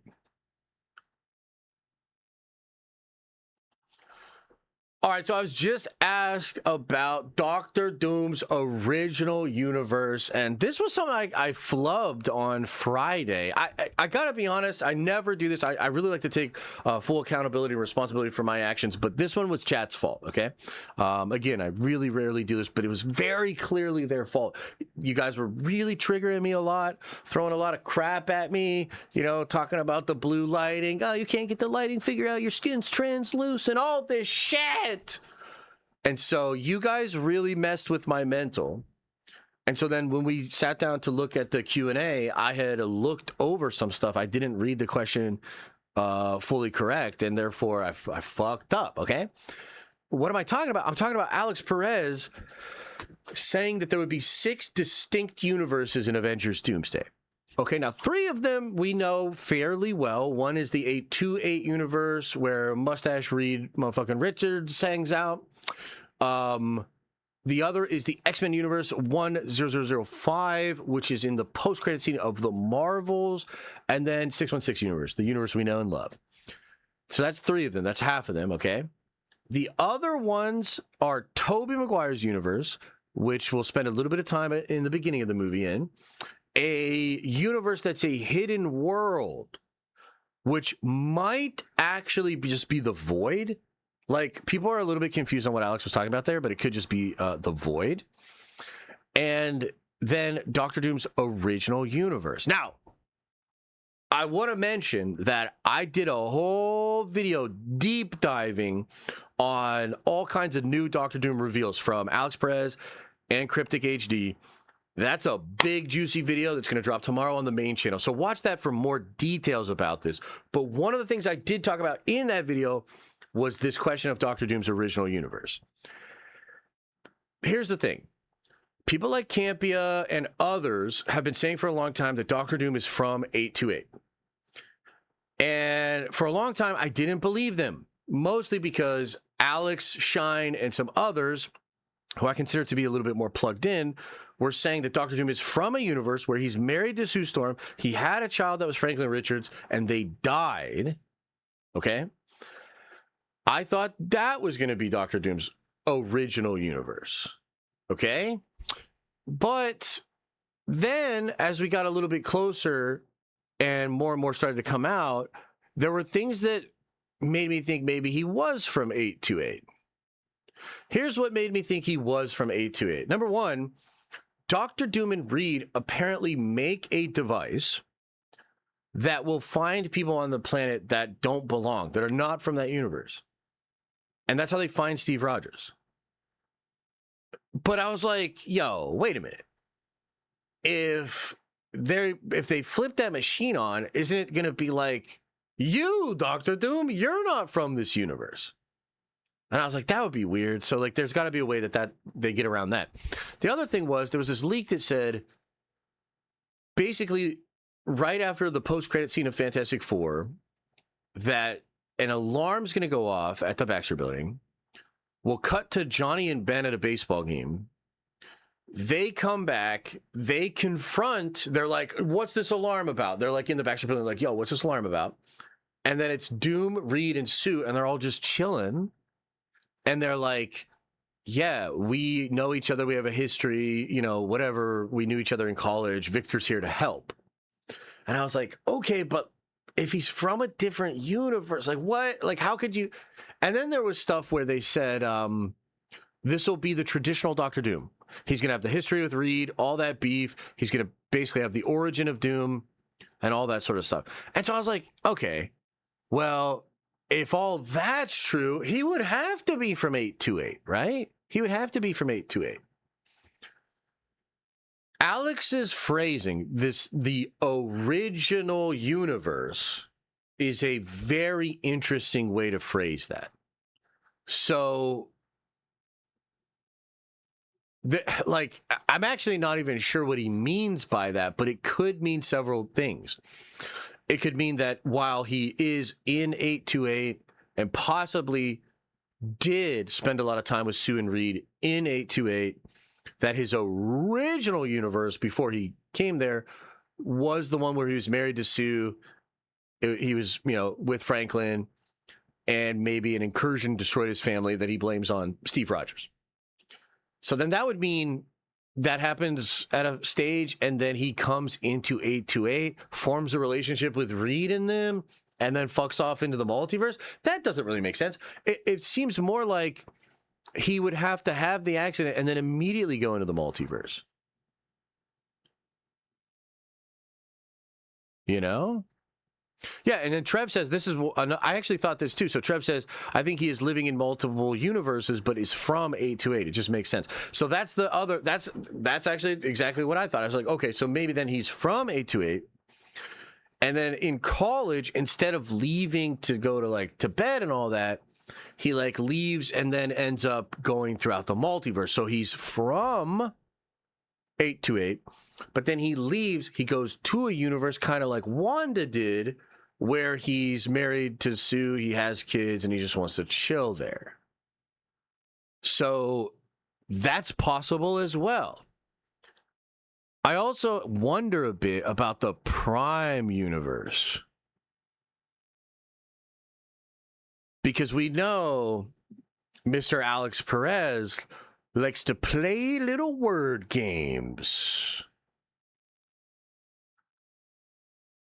Right?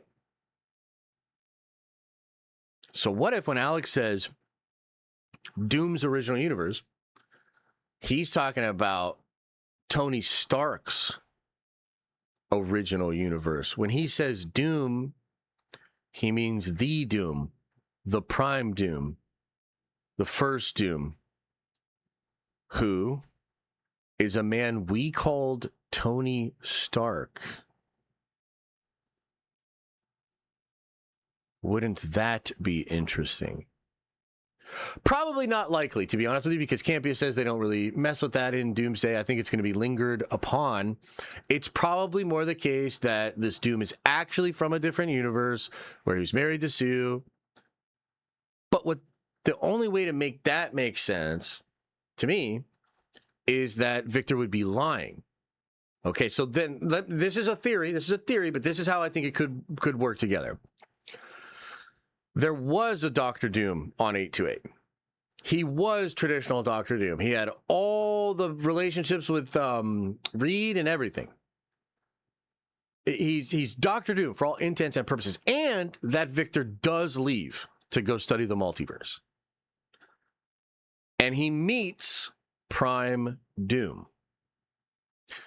Prime Doom makes him cut out his own tongue, just like the one from Avengers Forever and the Doom Above All Dooms. He turns 828 Doom into a pawn or something like a human Doom bot, which will come into play at the third act in the movie in a big old fight. So that then when he comes back to 828, he pretends, he lies, he manipulates, and he acts as though he is the Victor they know. Now, if that's what's going on, then that's insane, because Victor then would also be lying about his body being from that universe, or maybe he's jumped into the body of this other Doom, which is totally something that Doom can do. Yeah, I'm not really sure. I guess everybody that said he was from 828 could just be wrong. Maybe in that scene when they look for Steve, Doom freely admits that he's not from that universe. But then why would they have a history? Can you see how there's you know what I mean? Can't you see how this is confusing? Because it's oh, I think I understand this, but wait a minute, what about this? Oh, I think I understand this. Oh, wait a minute, what about this? And I do think the Russos are still hiding stuff. They're trying to anyway. You know? Darian says the Prime original universe is the X-Men universe behind time travel. Yeah, wouldn't that be sick? Yeah, something like that would be cool. I would really like to see the Prime universe, frankly, but I don't know. I don't know that we actually will. Yeah, no, Trev. I mean, there's definitely a point to that. You don't want it to be too complicated, but remember too that the Russos have said many times that they think this movie will challenge the audience. They think it's going to require participation from the audience, that it's going to ask a lot of the audience. They've said it'll ask more than their other movies. They said it'll be more mature. I know every time I go into one of these things about Doomsday, like it is complicated. The execution of it is not as complicated as the conversations about how it all actually works, right? So that's something to keep in mind. But also, literally all signs point to this movie being challenging and complex. And if you think about it, would you rather just have Doctor Doom with no complexities whatsoever come in, fuck shit up, and they just pick Downey for zero reason? Or would you rather have some layered, complicated, lie upon lie, brick by brick building of falsehoods done by a completely devious, manipulative Doctor Doom? You know what I mean? And maybe you have something in the middle. Maybe that's the juice. It's like find the middle road. But really and truly, while I understand the complaints about it being complex, it's going to be complex, guys. Like, I don't know what to tell you. It's going to be complex. They have built a complex story. And I think it's cool.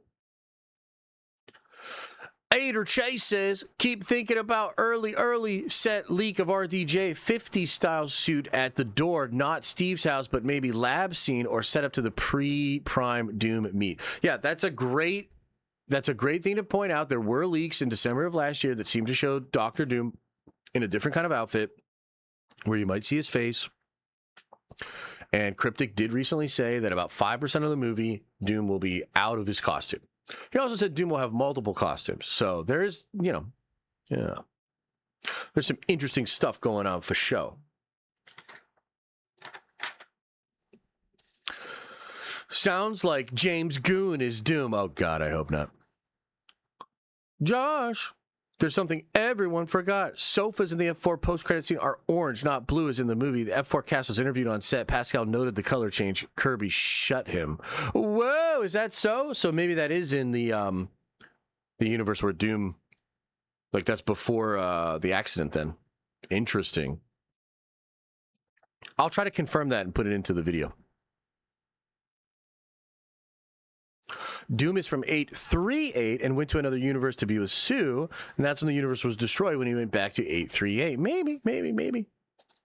Do you think Doom will know he looks like Stark? Yes, absolutely, yeah. Won't the other costume just be God Emperor Doom? It's possible. But it's also possible that it's like pre-accident, post-accident. Yeah, we'll see. We shall see. Maddie, I mean, I've seen you say that in chat a bajillion times. It's really clever. It's really funny. I'm giving you attention. I'm giving you validation. Now get the fuck away from me. I got to ask, could they be setting up Doom versus Doom? RDJ versus someone else?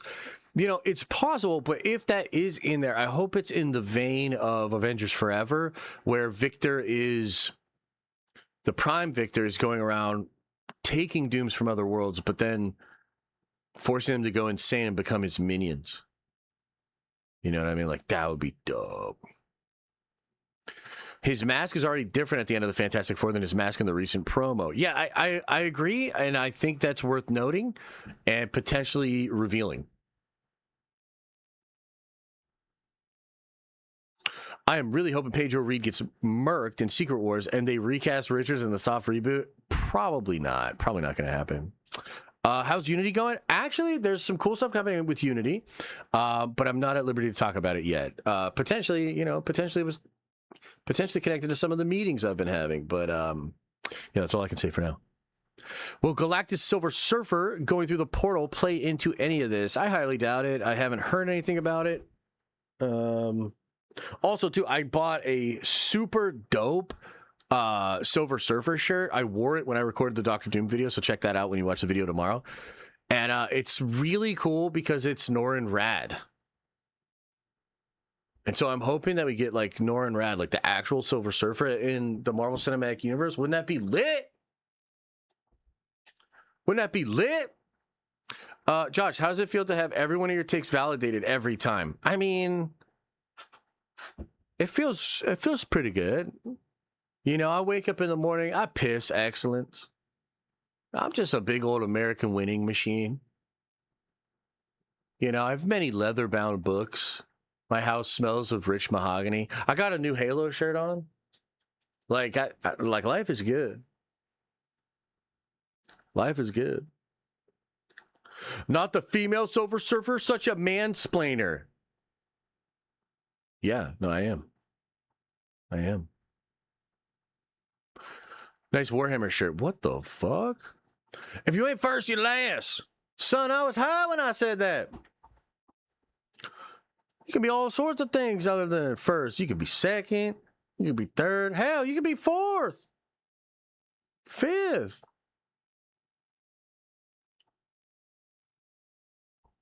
Okay.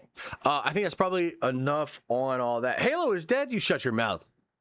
Go Tank Shine. You shut your mouth when you're talking. I mean, Halo ain't dead, dog.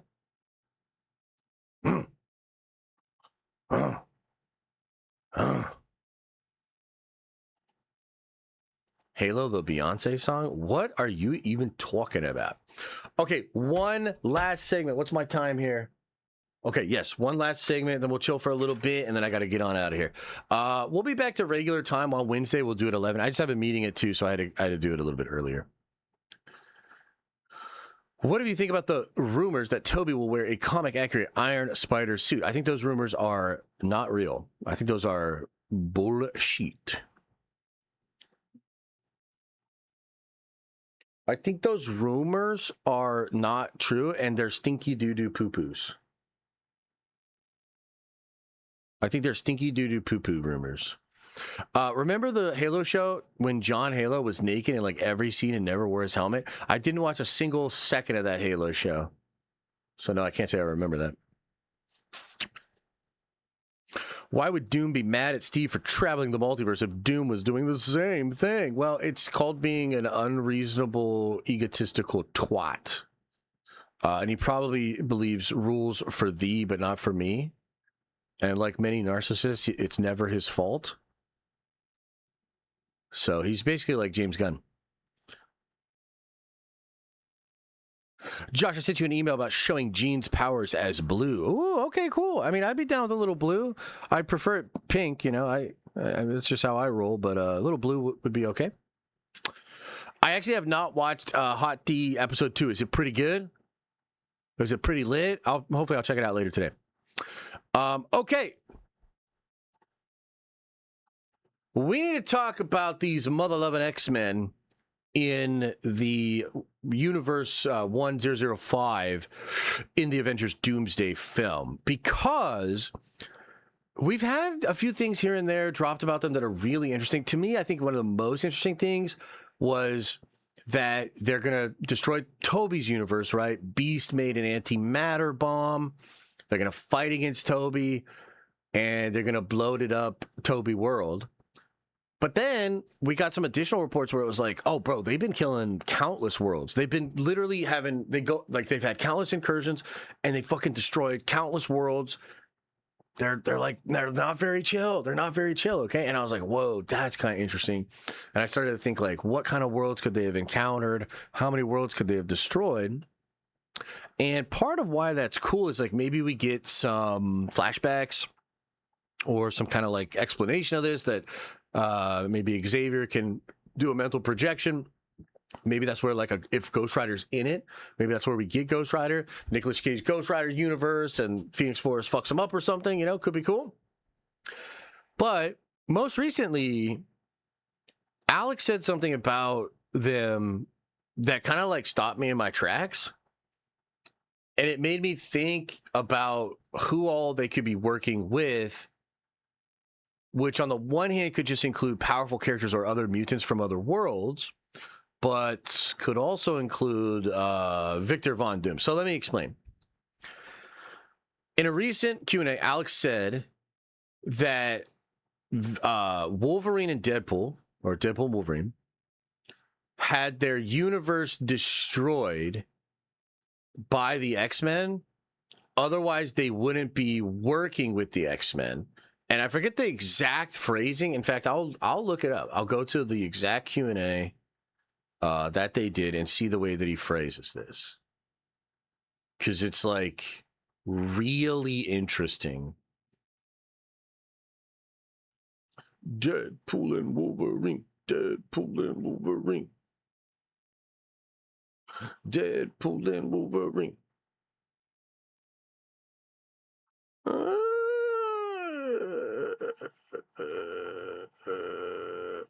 Shit, am I missing it?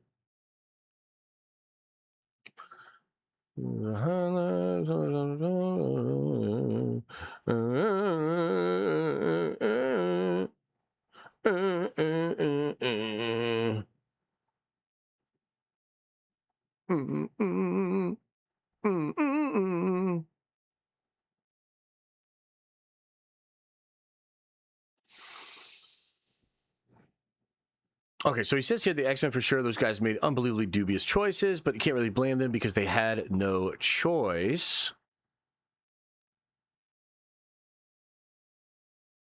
He talks about the opening sequence, which is again them probably fighting against them. Maybe it was Cryptic that said it, actually.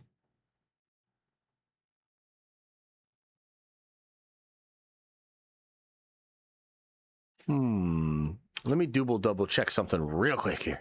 Real quick here, chat. Hang on now.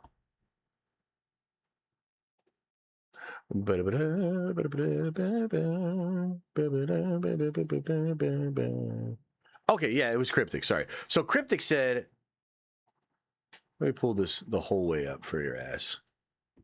Back up with your ass with the resurrection.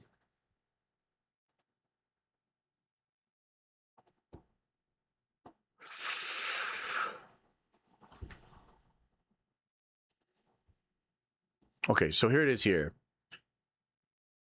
In a Q&A, he's asked about it, starting with Dr. Doom, multiple masks. Okay, here we go. Rumors have swirled while Deadpool and Wolverine battling Tobey Maguire's Spider-Man during Avengers Doomsday opening, and we now have a little bit more context. Cryptic said Deadpool's world is likely one of the many in the chain to be incursioned early on. Otherwise, he and Wolvie wouldn't be doing the X-Men's dirty work. Now, that is nuts, dude. That is nuts.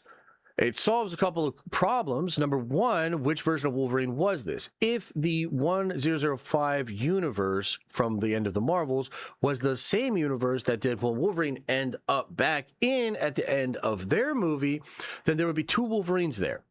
There would be the traditional one that was there with the X-Men, and then there would be the one from Deadpool. Could potentially even be three there, depending on how they did it.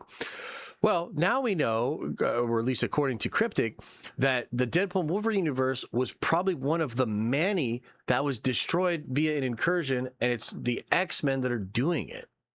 And he says, otherwise, they wouldn't be doing the X-Men's dirty work. That implies that they are actually doing stuff they don't want to do for the X-Men, maybe for their own survival, maybe for the survival of their loved ones. Like maybe the X-Men are holding something over their head, or the X-Men are like, we can bring it back, or we can give you something you want if you help us out. Okay. But so let's, before we get a little like further into maybe the possibilities of like Dr. Doom and shit like that, this is incredibly interesting because we've seen Binary, Maria Rambeau, with the Bengals and Captain Marvel powers in Universe 1005 as well.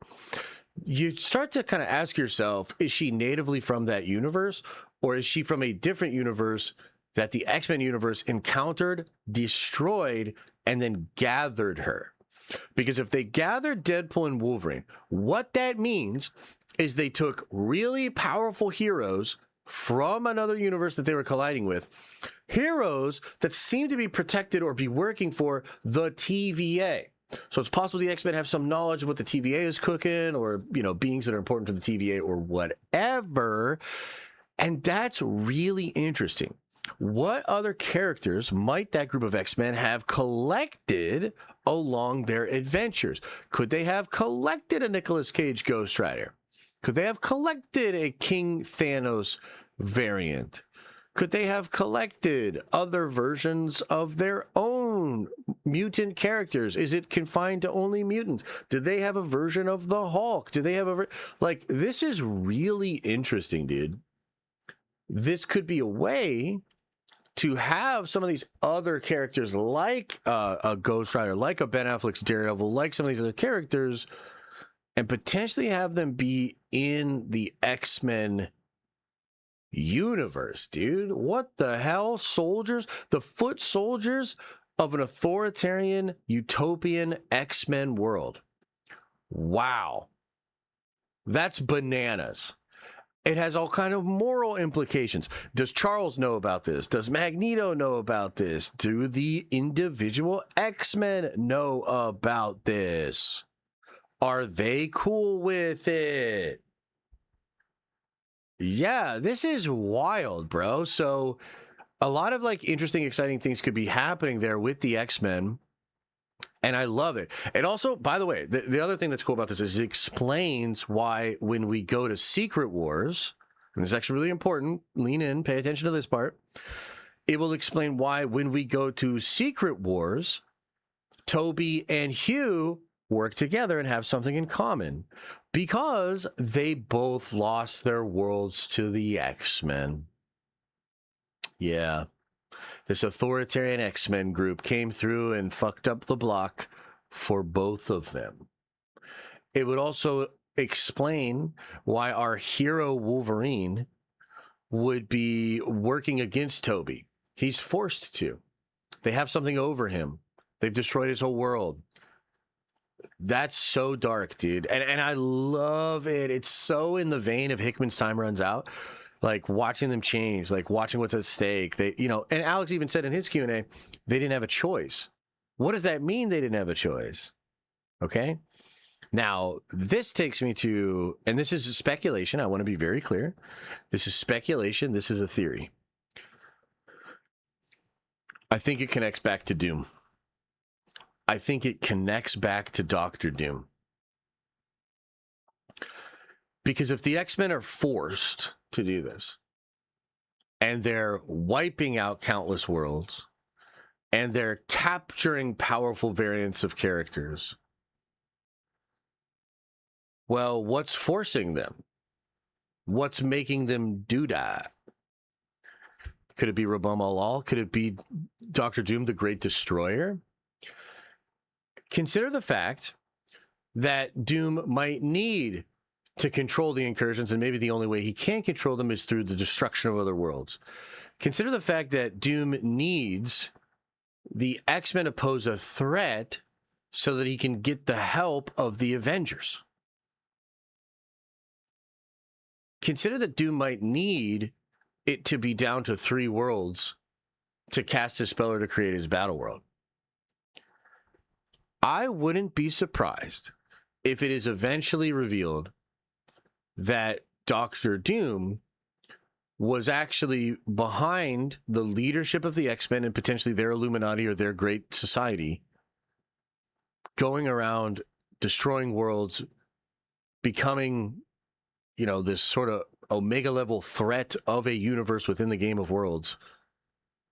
And then at some point, people become aware of this. And I think Magneto is part of it. I think Magneto's probably working with Doom. Maybe others were working with Doom. And this could also explain that scene we saw where the X-Men unite against Doom and stand against him, and the Sentinels are all brought back online. Right? If that's what it is, though, I would assume Charles would have to be in on it. Or Wanda. Some powerful member of the X-Men that can manipulate minds would have to be in on it. So, like, again, this is like deeply speculative. I have not heard anything about this. Nobody's telling me this is what's going on. I've just always had a feeling that if that X-Men universe was really evil, it's probably because of Doom. It just feels that way. And also, they said he's manipulating everybody, right? He's manipulating everybody in the movie. Well, how? So, yeah, that could absolutely be a thing, and I would love it. It could also explain why a lot of these X-Men or different versions of them will be members of Doom's court or be friendly to God Emperor Doom on Battleworld and stuff like that. So I actually think there's a lot potentially revealed here in these comments with Deadpool and Wolverine working for the X-Men's universe, doing their dirty work. What do you guys think? What do you think about that? Crazy? You think it makes sense? You think they're just evil? Is it just an evil group of X-Men? How does Doom beat Gaia? Probably with freaking ants. Yeah, it totally sucks, but you're probably right. Josh, interesting how he remains fears mutants in Doom by removing them from the sacred timeline, now showing how dangerous they really are via the Game of Worlds. That's a great addition to this. Alex said in a Q&A a long time ago that the mutants and Doctor Doom were both things removed from the sacred timeline because he remains feared them. So isn't it interesting? If Victor figures that out, wouldn't it make sense for him to want to work with that thing that Kang feared in order to try to break out of the prison? I like that, actually. That makes a lot of sense. That makes a lot of sense to me. X-Men playing the role of the Dark Priest. In a sense, yes, they would be playing a role of the Dark Priest, although it's more like the Black Swans because they're working for Victor. But yeah, there's a connection there. Pocket Dimension is just a TVA/Void. That makes sense. That makes sense to me.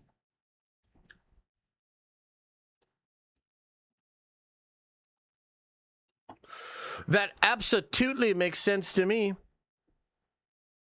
I never understood the hate toward ants. Hank Pym is smarter than Tony and has arguably more advanced tech. Why doesn't it make sense for his ants to also be advanced and incredibly strong? Ben, man, appreciate you, you know, much love, blah, blah, blah. Man, shut your ass up about these ants, you contrarian Star Wars fan. I never understood why the ants beating this new villain that's supposed to be Thanos level is a problem.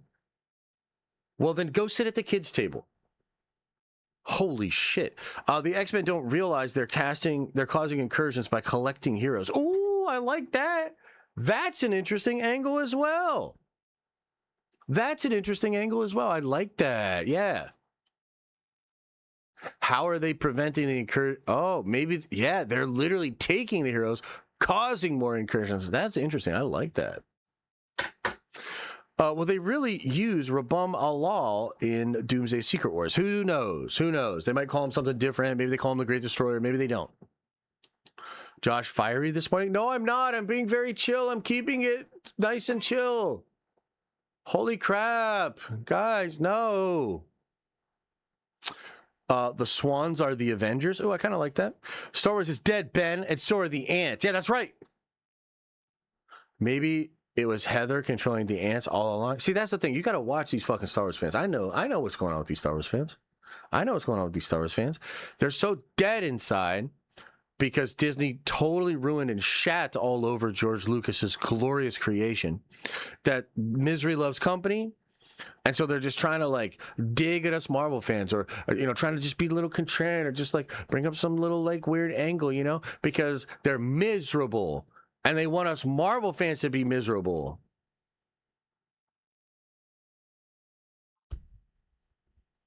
By the way, Star Wars fans, wait, how many Star Wars?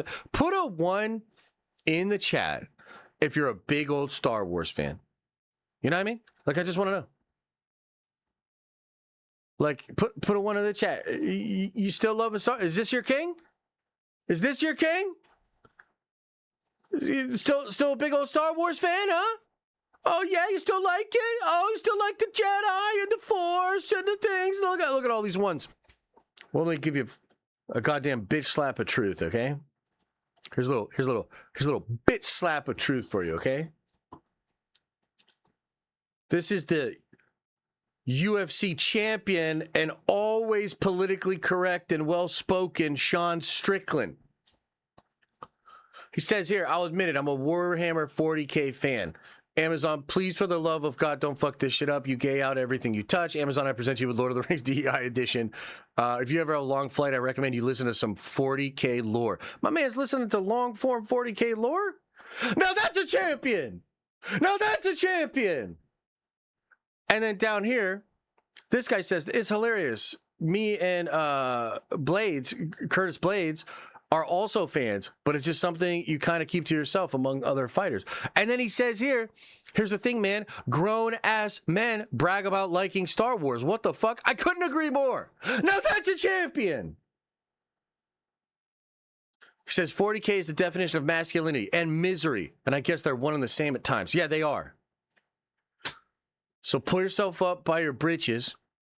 Stop being a little bitch boy. Get into Warhammer and suffer like a real man. Holy shit. Fuck them ants, too. Cool Bear says, several of us Nerd Avengers are going to the opening of George's Museum in September. Are you going to go? No, motherfucker. Read the room. I hope you have a great time, though. Star Wars and 40K can coexist. Yeah, but should they? Or should one of them be taken out back and put down like the dog that it is?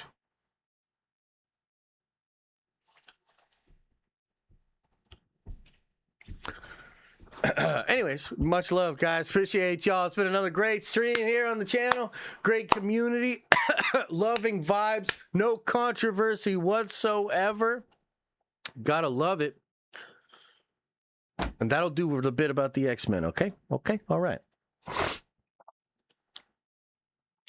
When they drop a film, I'll get into War Slammer. I like that. I like that you called it War Slammer. That's kind of cool, actually. Yeah.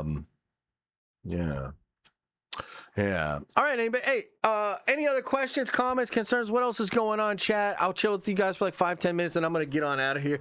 I do appreciate you guys, though. It's a little bit of fun, like. They say you got to have thick skin to be a streamer. Unfortunately, you have to have thick skin to enjoy a Den of Nerds stream because I am ridiculous. So sorry about that. DCU Batman news. Yeah, okay, wait. Let me check my notes. Potential casting. Who gives a shit? Dead universe. Looks terrible. Could be Affleck. If we lived in a better timeline. There you go. And your skin is translucent? Yeah, you're probably right. You're probably right. Did we already talk about Hot D? I actually didn't watch the episode yet. I was really busy. I was playing Warhammer with my buddy last night, talking about aliens, slamming beers. Did I have 8 beers last night? I don't know. I lost count after 6. Uno Dub Nintendo says, the more you shit on Star Wars, now the bigger of a Star Wars fan you probably were before the dark times. Speaking from experience. No, that's absolutely correct, but I'll never admit it. What's your lat pull down PR? I don't know. I don't know that I've ever tried to do a lat pull down PR. Should I do more lats, though? Are you saying I need to get the lats going? Maybe I'll do the lats today. I was actually thinking about going to power yoga tonight. Not to be all like a Star Wars fan or whatever, but, I'm thinking about going to power yoga tonight. I've been lifting a lot. I need to stretch a little more, I'm hoping that some of the middle-aged crystal chicks can help stretch me out a bit. Like that right there, like, oh, fuck, man. Josh, what time do you take the curlers out of your hair this morning? Yeah, if only, huh? That's definitely something I don't need to worry about. Lat pull down PR? You mean you're not doing correct form? LMAO? Is that, what do you mean by that? Like, so if you have a PR, you're probably like jacked up your form. Is that what you're saying? Is that what you're saying? From nerd theory to now, what a journey. Yeah, I mean, I feel like it's a little bit of journey. I mean, I just don't know what to say, guys. Like, I'm really fucking over Star Wars, you know? And Warhammer is legitimately better. Like, again, I don't know what you want me to say. Maybe when we get closer to Ahsoka, I'll feel the hype again a little bit. I'm not that interested in Sean Levy's movie. If they do a Simon Kinberg trilogy, I might burn all my Star Wars shit. Like, yeah. Chat stretches Josh every day. That's true, actually. That's true. Pilates saved my life. Oh, damn. Okay, there you go. Pilates.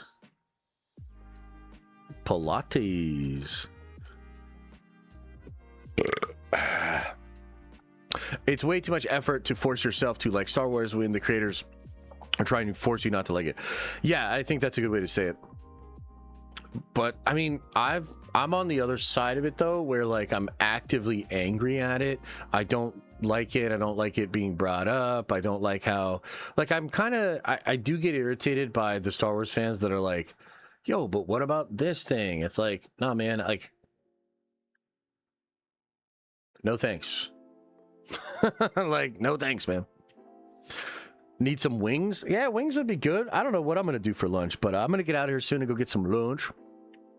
Let's get back to 11th edition. Ah, dude, 11th edition, so fun. Very different, though. Very different. Den of being short? What do you mean? That's not even a short stream, is it? What you talking about, brother? Let's just hope Doomsday is the start of a new good era. Dune 3 could also set up more good content. Yeah, I think I actually think we're gonna start really good content on Wednesday with X-Men 97 season 2, which we will do a watch party for Wednesday night. But then we'll have Spider-Man's. That's gonna be really fun, guys. Like the Spider-Man's movie. That's gonna be really cool.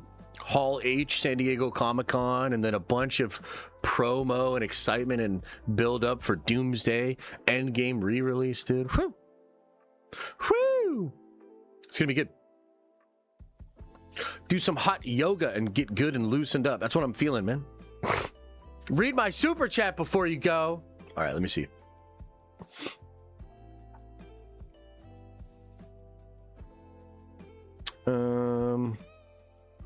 You need to specify Lucas or current Star Wars for me to vote. Yeah, I guess. Let's see here. Wouldn't it be safer to introduce a character in someone else's project rather than risking a solo movie to not do well? Referring to Blade. Yeah, I mean, yes. And also, I think the era of... Because it kind of used to be a thing where they'd be like, yo, here's your solo character. And then eventually, you know, he's going to be in movies with the other characters. I just think we're kind of past that, brother. Like, I think even Shang-Chi 1 would have benefited from more Marvel characters. You know, they do in the post-credit scene, but then it's been like 6 years. We have no fucking idea what that even means. Maybe it would have been better to do more movies with them all together. You know? So, I like the Shang-Chi movie. I think Destin's great. I actually think Simu's really good in the role. Despite being a total twat. So it's not like I'm like anti-Shang-Chi or I'm like anti-Simu, but I am damn sure anti-Shang-Chi 2. Unless Shang-Chi 2 has a whole bunch of other characters that shouldn't get their own goddamn solo movie. Like, think Captain America 3. That's what I think. Uno Dub Nintendo says, regarding Star Wars fans, I don't care how good your appetizers are. I'm not going to a restaurant with shitty main courses. Yeah, I tend to agree. With that, yeah. Can you see a situation where Star Wars ends up under Lucas's creative control again in some Hail Mary to try to make the IP profitable again? No, I don't think so. Sorry, bud. I think you're asking that because you think there's hope for that. And I just want to tell you, that'll never happen. The odds of it improving in any meaningful way are minuscule, and you should give up, sell your Star Wars stuff, and get into Warhammer. Like, I'm dead ass, brother. Like, it's better, it's more masculine, you can actually like experience it in ways that you can't experience Star Wars. The live action John is coming out in a couple of years, maybe way too many years. So no, it's hopeless, cooked brand, totally ruined, nobody can save it, George isn't coming back. Get into Warhammer. Yeah.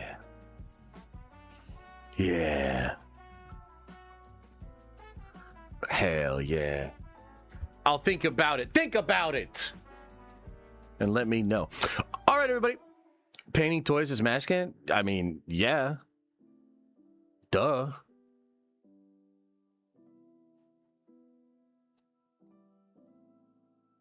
All right. On that note, we'll get on out of here. Appreciate you guys. Thank you for being here. Sorry I went a little early today, and I'm sorry too that I was so nice. You know, Friday I was maybe a little bit too mean. I feel like I over-adjusted today. I feel like I was a little bit too nice to everybody, including James Gunn. So sorry about being too nice today. We'll adjust it for Wednesday. No stream tomorrow. Much love. Appreciate y'all. Thank you, honestly, for being here. As I always say, I hope you are having an awesome and a nerdy day, and I'll see you in the next video.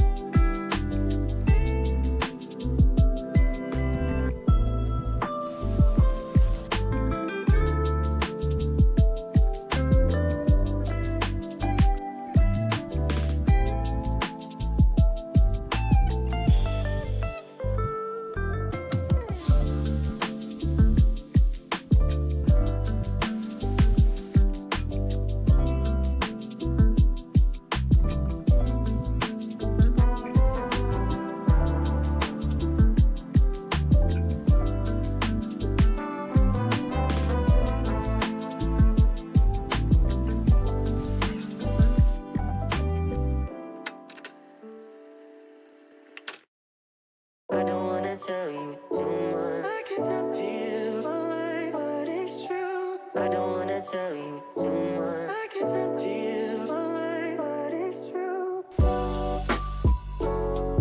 don't wanna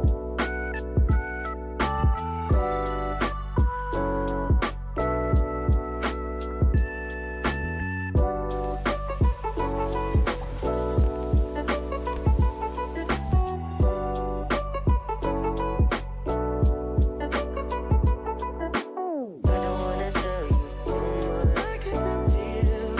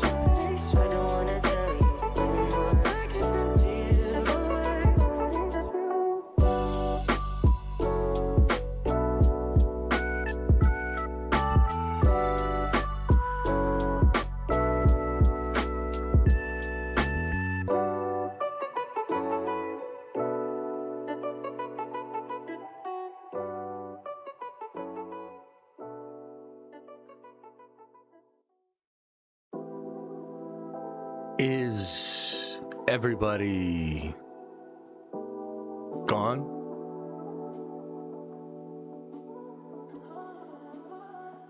Did everybody leave?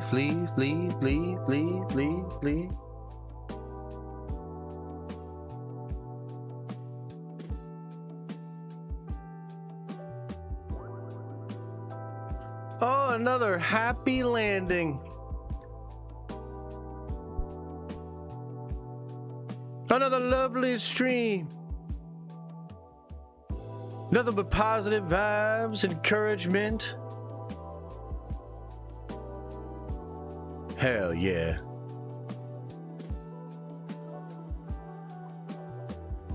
I hope you had a good time. I had a good time, and I'll see you next time. Get on out of here. Enjoy the rest of your day, man. Touch some grass, touch some ass with consent.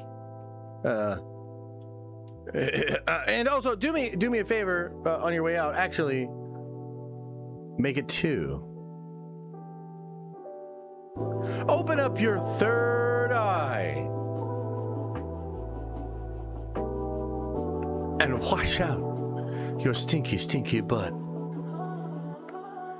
Whole